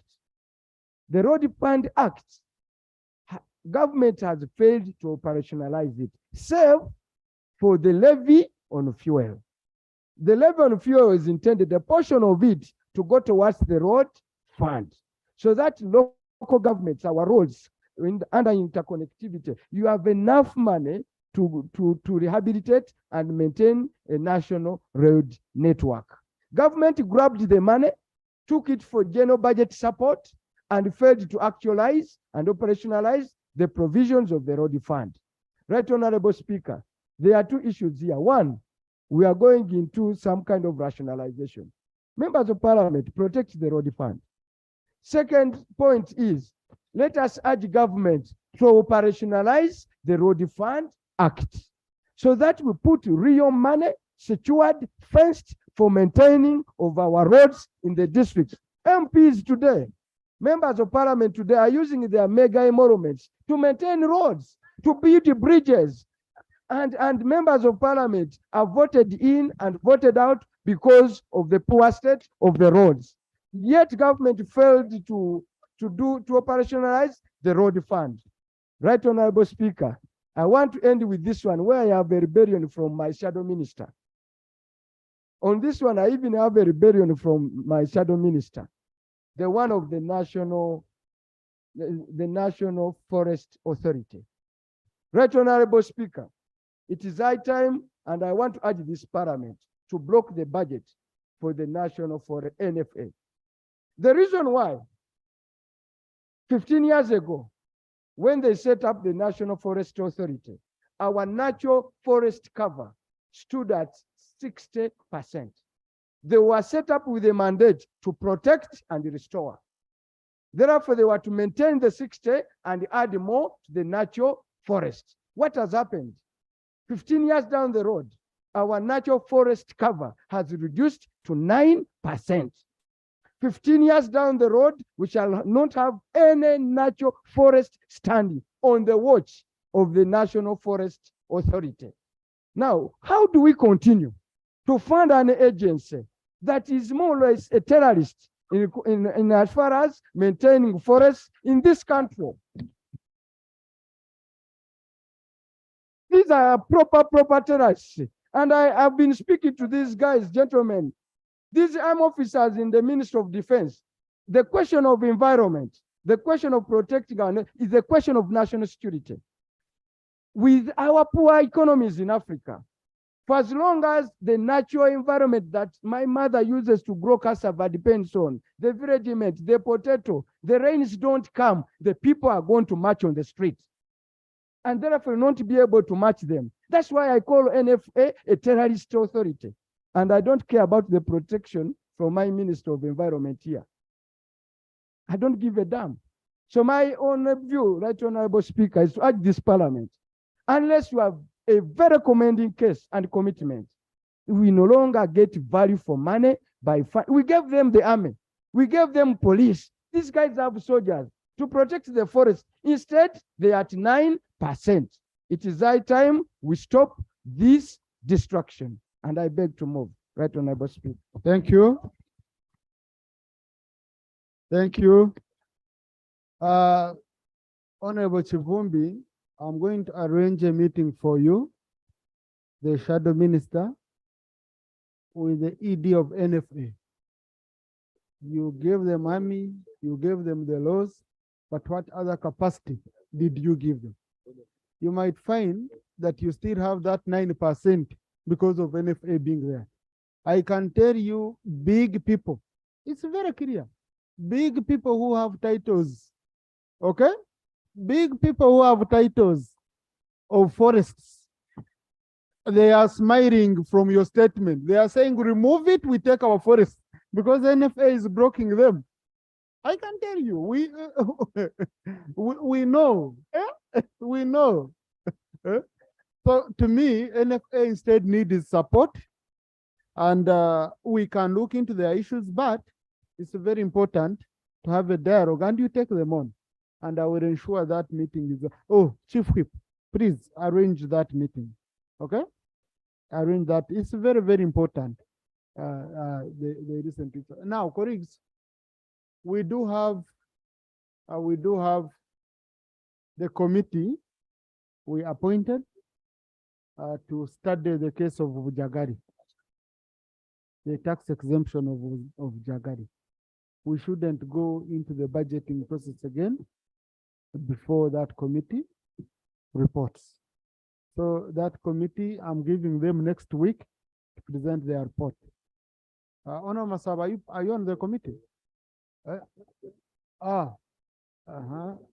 you. Thank you very much, Right Honorable Speaker.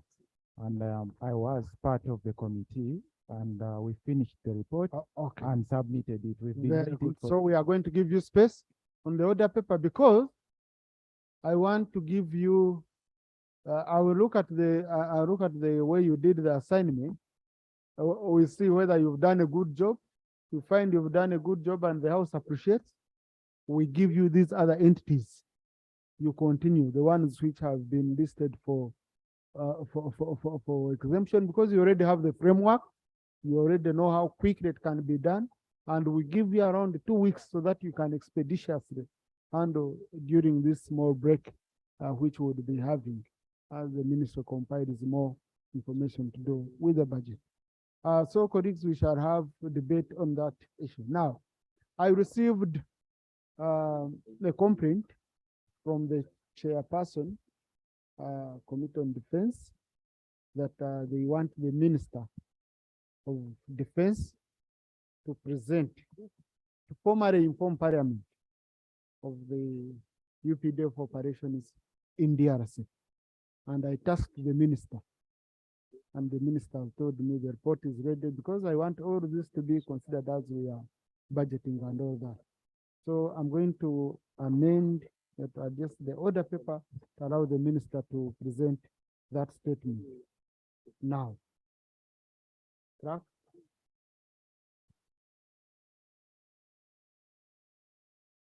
Clerk, can you call out the statement? Because I want it to be captured on the answer. You can help him with your copy because the statement is captured. Statement by Minister of Defense and Internal Affairs on Operation Suja. Minister of Defense. Minister of Defense and Veteran Affairs, statement on Operation Suja. Thank you very much. Because we are seated next to each other, the clerk is right to say Internal Affairs and Veteran Affairs. Right Honorable Speaker, I move under Rule 52 of our Rules of Procedure to give statement to this August House on the Operation Suja by the UPDF and DRC. Right Honorable Speaker, following the escalation of ADF attacks both in DRC and Uganda in the last quarter of 2021, the two countries agreed to conduct joint operations against ADF in Beni and Sorry, Honorable Minister. ICT, can you adjust the statement to fit? Yeah, this. Thank you. and the Irumu territories in eastern DRC. Consequently, a memorandum of understanding on cooperation in defense and the status of force agreement, SOFA, were concluded in Bunia and Kampala, respectively. This culminated into the launch of the joint FADC UPDF operations, codenamed Operation Suja, in November 2021. Under this bilateral agreement, each country is responsible for the command, control, and administration, as well as logistical requirements of its forces within the operation theater. The operation has evolved through phases, renewable every after 2 months. The joint operations, Operation Suja, remain on course with significant achievements registered. In 2022 alone, 424 ADF terrorists were put out of action. 81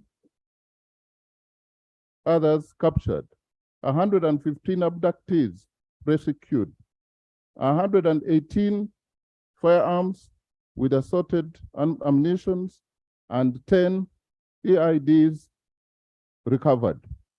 The joint forces continue to mount pressure against ADF elements in order to decisively neutralize the group. Right Honorable Speaker and colleagues, meanwhile, the East African Community Heads of State Conclave held in Nairobi, April 2022, resolved to establish and deploy the East African Community Regional Force to deal with other armed groups and enforce resolutions of and enforce cessation of hostilities to create an enabling environment for resolution of conflict in Eastern DRC. Uganda, as a member, is to contribute a battle group to the regional force to be based in Ituri province. UPDF has so far deployed advanced troops to the force headquarters in Goma, while the main body is already prepared, awaiting final administrative arrangements to deploy. Right Honorable Speaker and Honorable colleagues, I beg to report. Thank you, Honorable Minister. I am going to do a few members.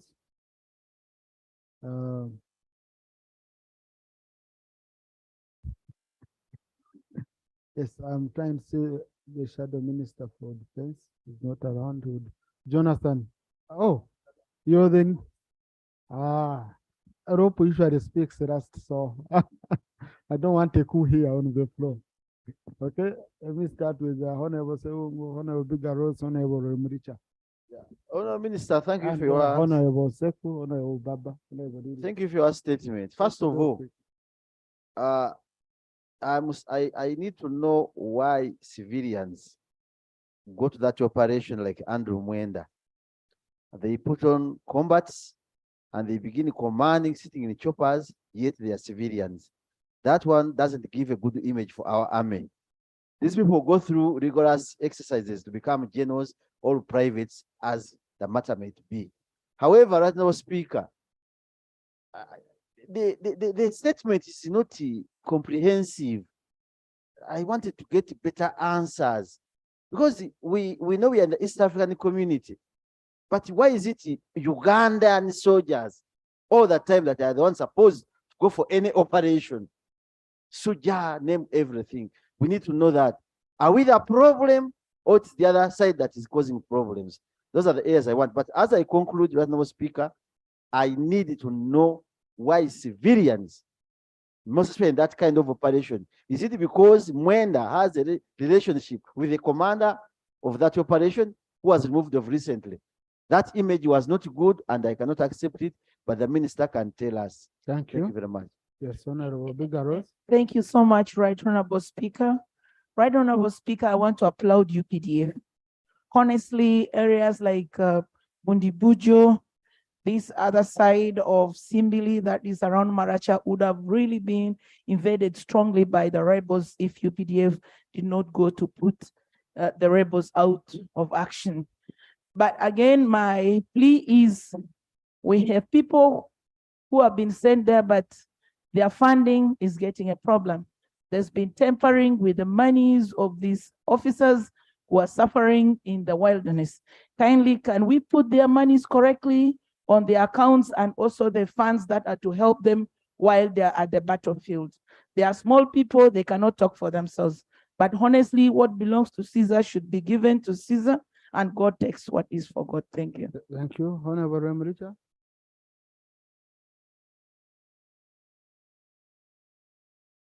Thank you so much, Right Honorable Speaker, for the opportunity. Right Honorable Speaker and honorable colleagues, I want to thank the Minister for the report, a very good report. Personally, I would also want to thank UPDF for the job well done.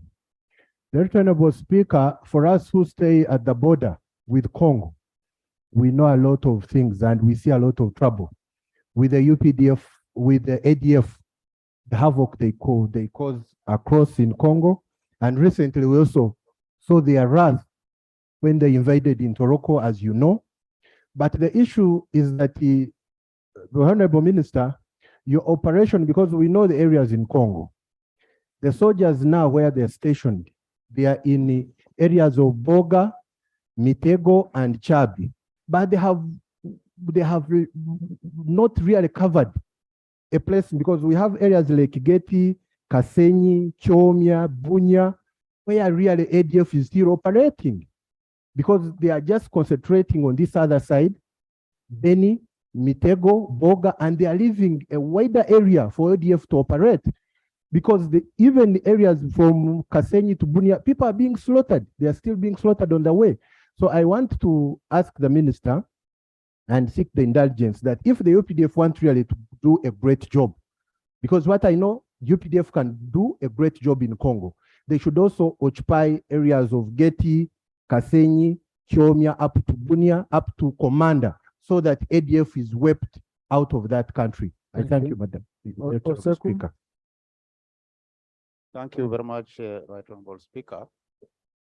I also want to appreciate the Minister for the report and the progress in the operation.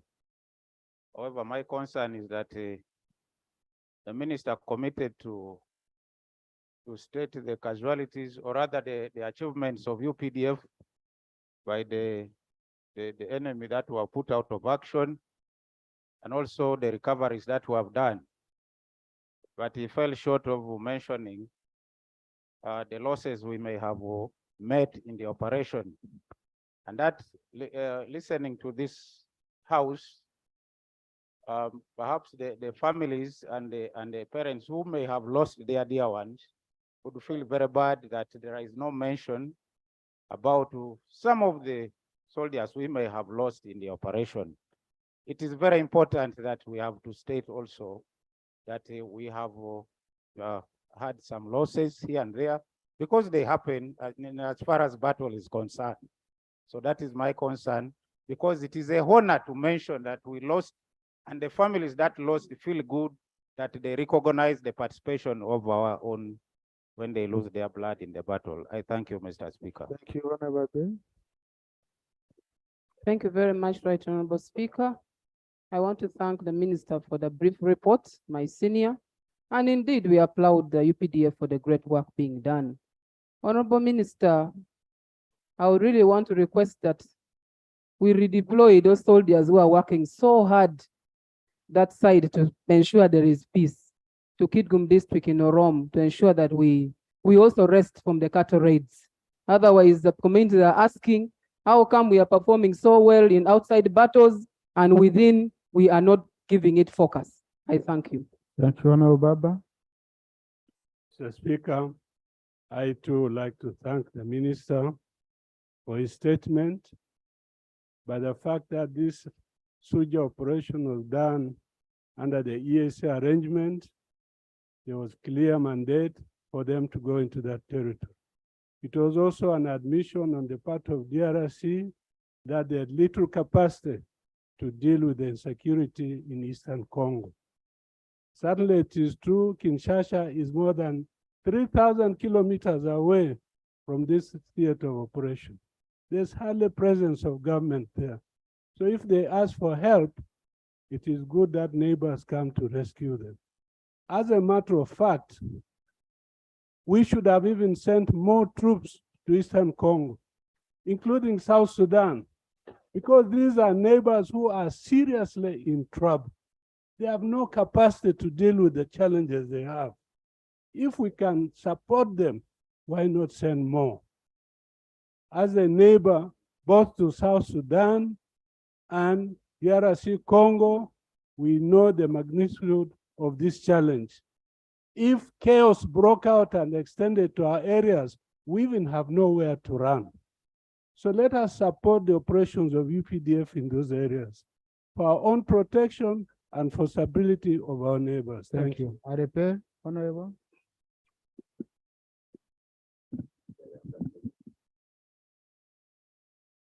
Thank you, Right Honorable Speaker. I'm not here to discount the success of UPDF in Operation Shuja, but rather applaud them for what they have done. I just wanted to say that for the future, if you remember when this operation was initially set up, it was supposed to last 3 months. Then after the 3 months, there was no such a report that was brought to this house. And periodically it has sustained. And I thought it is just right and proper that when such sustenance occurs, there should also be periodic reports like this. But I think next time this report should be very, very comprehensive. It is so shallow. Then I want just to reiterate some points someone mentioned here, Right Honorable Speaker. You just imagine yourself bringing your son to that seat and take pictures on that seat. What does it portray to this country? I think it will just demonstrate that there's no seriousness in this house. A civilian going to pose in an helicopter in a war zone. Some of us have really grown in war zones. A war is a war. A civilian cannot just go and pose and do that. Something should have been done to the command that time. And I think as leaders in this country, such acts should not be encouraged. Thank you. Thank you. Honorable Mujungu. Right Honorable Speaker, I would like to applaud the Minister and the report on defense. Right Honorable Speaker, on the people of Kasese and my brothers and sisters who border the Congo, who understand the value very much of the UPDF in Congo. Right Honorable Speaker, you've seen on social media that a neighboring country down the jet of the DRC. Such a thing sends chilling rappers in our back. What do we want as neighbors? Want stability, want peace. But Right Honorable Speaker, the presence of the UPDF in Congo and proper operation in Congo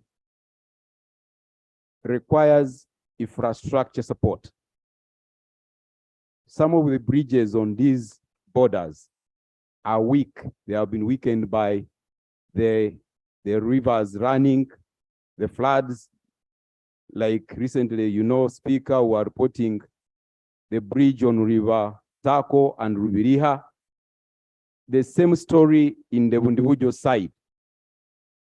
As we go into the budget, we would request that support is given to such bridges. Finally, Mr. Speaker, the people on this side depend on the Congo as a market. A lot of our products going to the Congo. So when the Congo is secure, then our pockets are secure. We get incomes. Right Honorable Speaker, I also want to finally urge the Minister of Defense and Operation Suja to beef up in intelligence system in Congo. The incident that happened in Kasindi the other day, a few kilometers from Bondwe, in church, innocent people killed, maimed, and of course the whole community terrified, was so bad. I urge the security forces in Uganda and Minister of Defense and our President to beef up the intelligence in Congo so that we don't see similar incidents again. Thank you, Honorable Speaker. Honorable Beraro. Then, Honorable Thank Brenda. you. Thank you, Right Honorable Speaker. I want to applaud the Ministry of Defense and other security agencies for the job well done. However, Right Honorable Speaker, while I appreciate the participation of the UPDF in the Democratic Republic of Congo, my concern is about the leakages back at home. Like the recent skirmishes we heard of in Obujo and Kasese. Right Honorable Speaker, where I come from, we border a forest, Kasioha Chitomi. There is current talk now that people have seen strange people within the forest. UPDF has not come out to declare itself. And remember, at one time, ADF had operated in that forest up to Hanga, Nyakazwa Town Council. So my concern is about what has the UPDF done with its intelligence to detect those people who burst behind their lines, come and cause the mayhem within Uganda. And that one accompanies, Right Honorable Speaker, the recent action by the Ministry of Internal Affairs and Police by decimating the police posts. For example, in my area, the sub-county of Chahenda, Revenge, and Ubrere, they border the forest. They didn't have sub-county police stations. The small police posts that were there were reduced and the policemen taken inside. So there is no force, there is no intelligence that can detect that ADF is back.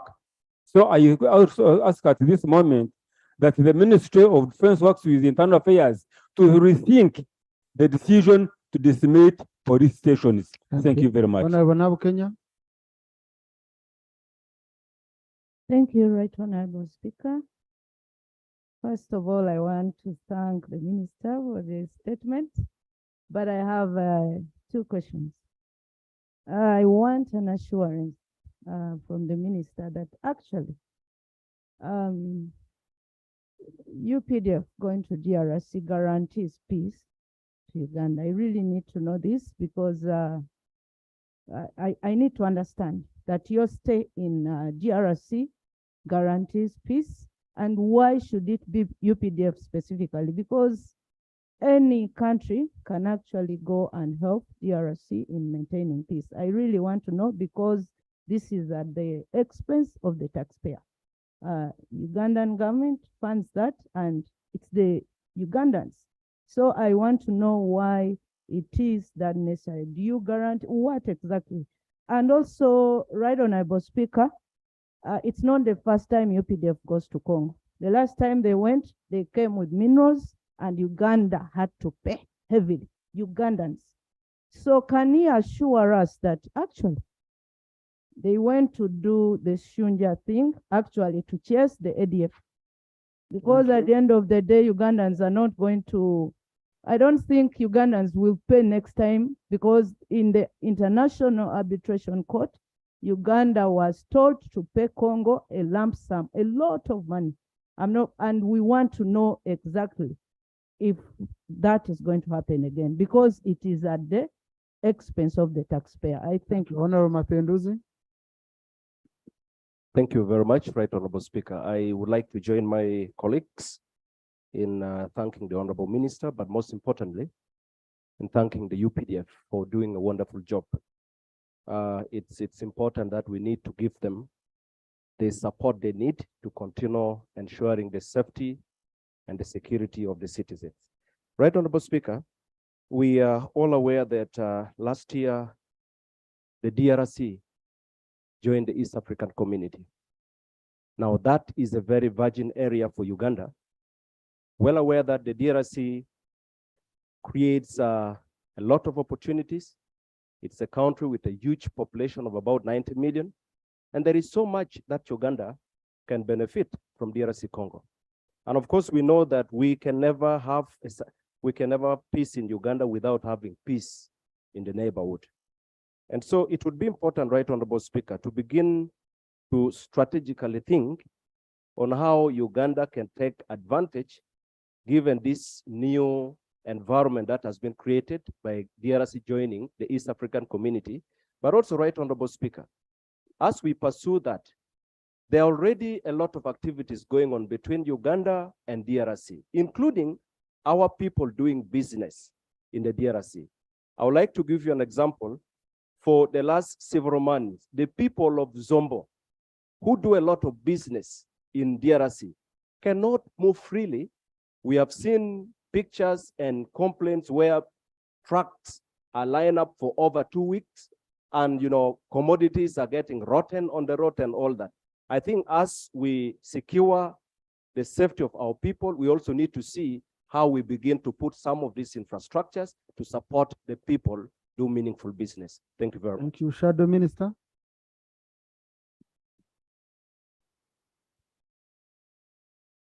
Mr. Speaker, I thank you very much for the opportunity to respond.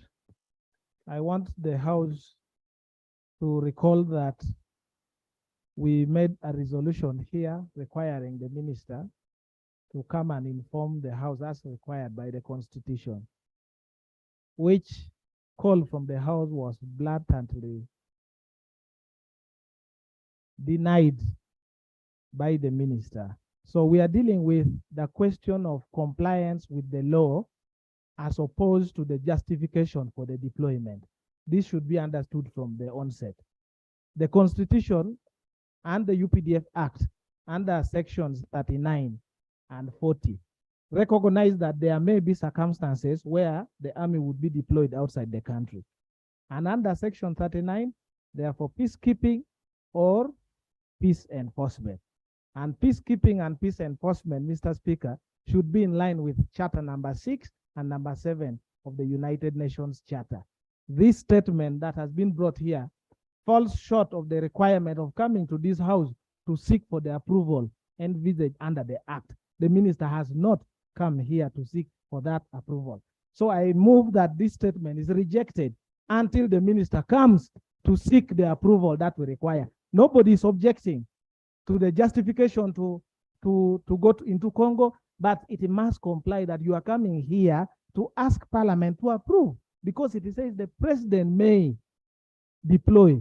And Mr. Speaker, to make the members see the point, under the section 39, it actually says that if Parliament is in a recess, the Speaker is commanded to summon the House within 21 days.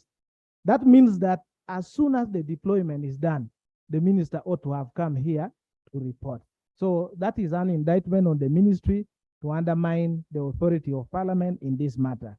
Secondly, Right Honorable Speaker, under section 40 of the UPDF Act, there could be a bilateral or multilateral arrangement for the deployment. But even then, it is stated that the memorandum of understanding must be brought to Parliament. Why? Because we don't want our soldiers who are deployed in DRC, for example, if they commit a crime there, what happens? Which law will apply? We want to see from the MOU.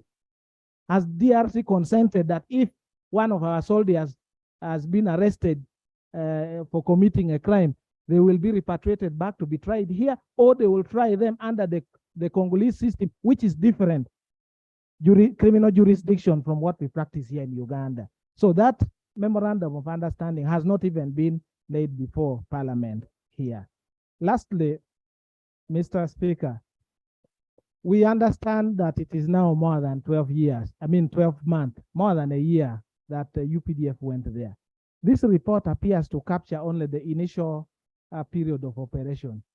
The report appears to suggest that the achievements which we saw, the president talk about it, we saw the ministers talk about it, but it's not updated up to now. If we have moved deep inside Congo, for example, DRC, to hunt, and we have annihilated them from there, why is it that we still see them coming easily into Ntoroko? Where is the intelligence system? Is there any justification at all to go there? Or now you have to come back and deal with them since they have already penetrated the country and they are inside Uganda? I beg to submit. Thank you, Lop. Now, when you see me calling Shadow Minister and Lop, I'm concluding. Colleagues, I have very important visitors waiting for me. Much obliged, Official Right business. Honorable. I have ably deployed And I don't know whether the government chief whip would rather exchange his minister for mine. For the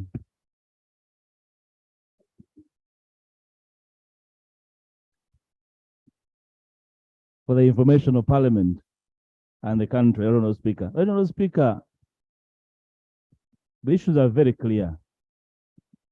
Parliament is the proverbial old woman of the clan.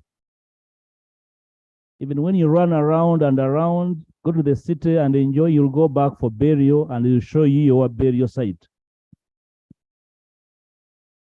The minister has been running around, refusing to come to Parliament. Actually, speak to the law of the land, both under Article 220 and the Act, like my able ministers enumerated. And the statement, right, Honourable Speaker, we should know better that it's targeted for the budget, not for the information of Parliament, which is why it speaks to its flimsy nature. Both a very intelligent man, I know it. And if he had intended to give Parliament information, he would refuse to carry this. This flimsy statement, right, Honourable Speaker, is intended. And I wouldn't know why a very able man would insult us with this pager. This is an internal memo, not a statement to Parliament, Honourable Speaker. And I want to invite Parliament to reject it. Not out of disrespect for the Honourable Minister, but out of a huge duty we bear as leaders in this country to compel the rank and file to give this Parliament information. We're not asking for classified information. For instance, if I was part of this delegation that was really in the MOU, and you resolved that each party takes care of their charges, why wouldn't you negotiate off the costs that we owe to the DRC in exchange for this operation?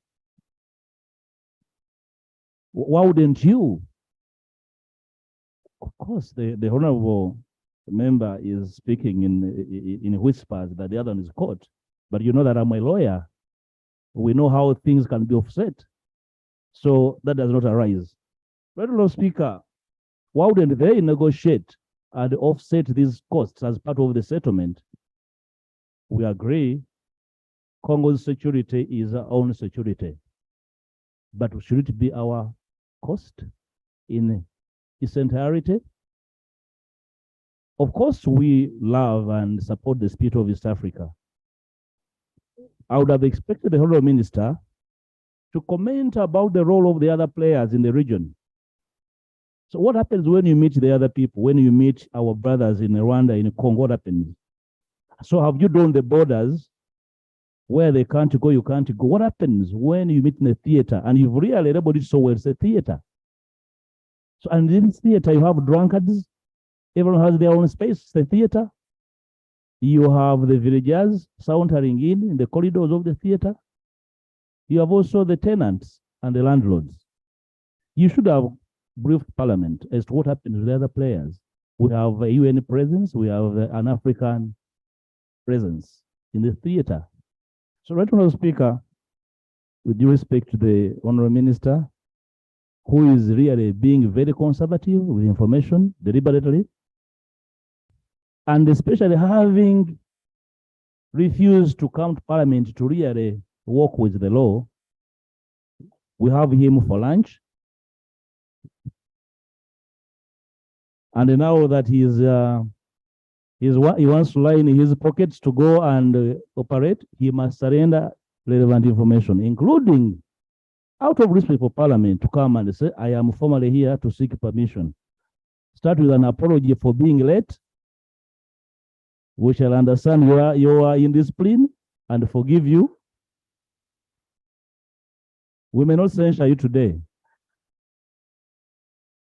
but to be on notice, that Honourable Speaker. And I want to invite the Parliament to honorably ask the Honourable OO to walk back humbly and come back. Thank you. Thank you. Of course, we are all concerned on issues of deployment and informing Parliament. Now, the clarification I need, Honourable Minister, is what was the purpose of deployment? Peacekeeping or peace enforcement? Because if it is peacekeeping under the UPDF Act, Section 39(2), you're supposed to inform Parliament. The section only talks of peacekeeping. So I want to know, you went for peacekeeping or peace enforcement, which is not provided for here.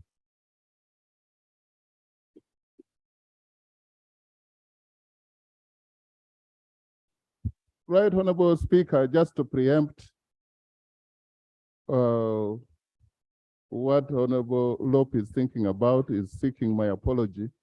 First of all, for the record, it is not true that we've been running away from reporting to this House. I think I made undertaking elsewhere in the committee that I would do so. And I want to start with the clarification of thought. The confusion was which one is which, Section 39 or Section 40. What we are doing in Congo is not under Section 39. And you are trying to catch a terrorist who's been bombing the natives, Ugandans, and also causing terror in DRC.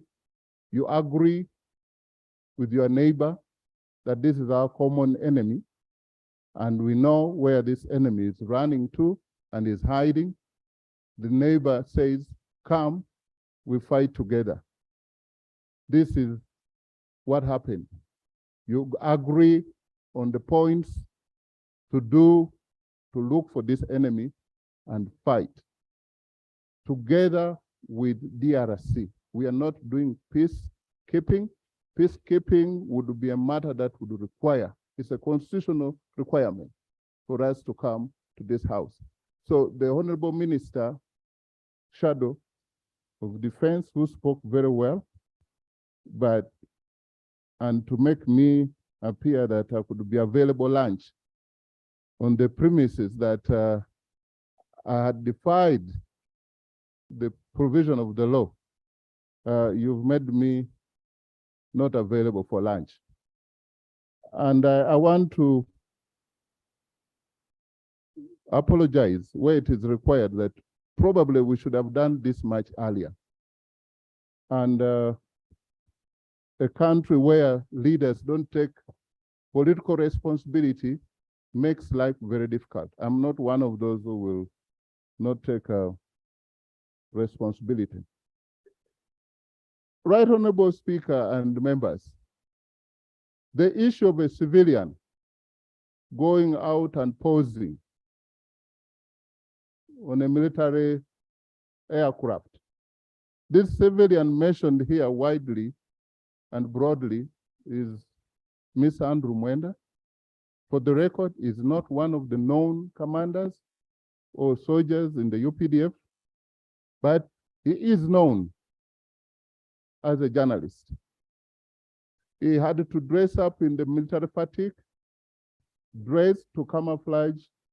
This is a practice known world over, so that, in fact, in any case, we should have commended him for the patriotic spirit that he went to the battleground, knowing he's not a soldier. Right Honorable Speaker and honorable colleagues, the sport is so shallow. The report is so flimsy. I do not know which details you wanted that are not here. You seem to have a preconceived, my brother said this is too shallow, but the goat's tail is too brief, but can be able to cover the subject matter.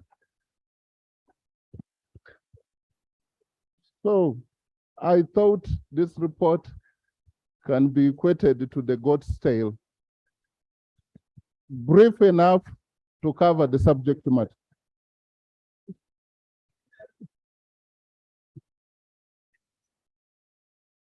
But I want to thank your colleagues for the comments and the advice you've given us, and thank you for the commendations, honorable colleagues. The UPDF and the brothers from the border appreciate Honorable Tembo, Gideon, and others. You appreciate, and Honorable Obiga. You know the men in uniform are doing all what they can in to save Ugandans. But you know, you said the areas in Congo, they are all agreed upon which areas to go to. So you can't just go and be anywhere in Congo. So we must be able to know that. And where it has been possible, they've used the force multiplier. First of all, honorable, because I'm still talking, and if I was talking about land matters, I think I would clarify. You should appreciate.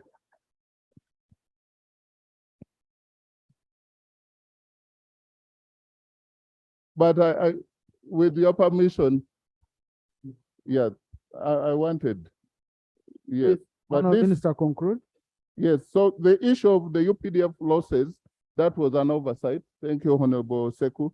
We shall be able to furnish this house. You can do it through the committee. Yeah, but the relatives of the families, there were some few accidents, maybe that I can remember about 3 or so. And yeah, so we've been doing very well, and joined me in appreciating UPDF. Thank you. Please, Honorable, conclude. I have visitors. Thank you very much. I've responded. We are past 6. Thank you. Colleagues, I think now this is a settled matter. Because colleagues, Article 210 of the Constitution says we shall regulate the deployment of the UPDF. Now, that regulation, we did it through the UPDF Act. Okay? And the minister has confirmed it to us that they deployed under Section 40. Now, Section 40 is very clear that where troops are to be deployed outside Uganda under multilateral or bilateral arrangement with other countries, the minister shall enter into an agreement. In this section referred to as a status of forces agreement with the host country or organization. So you tie my hands. I don't know what to demand more from the minister, apart from our oversight duty through our committees, ensuring the money we give is well utilized, ensure that activities are well monitored. But also, on the issue of MOU, we have a way we handle classified documents. So as the presiding officers, we shall link up with the minister for the satisfaction of colleagues. We can discuss how we can look at the bilateral in form of classified documents. We have a mechanism so that they are not in public. Okay? So colleagues, with that, I adjourn the House to Tuesday at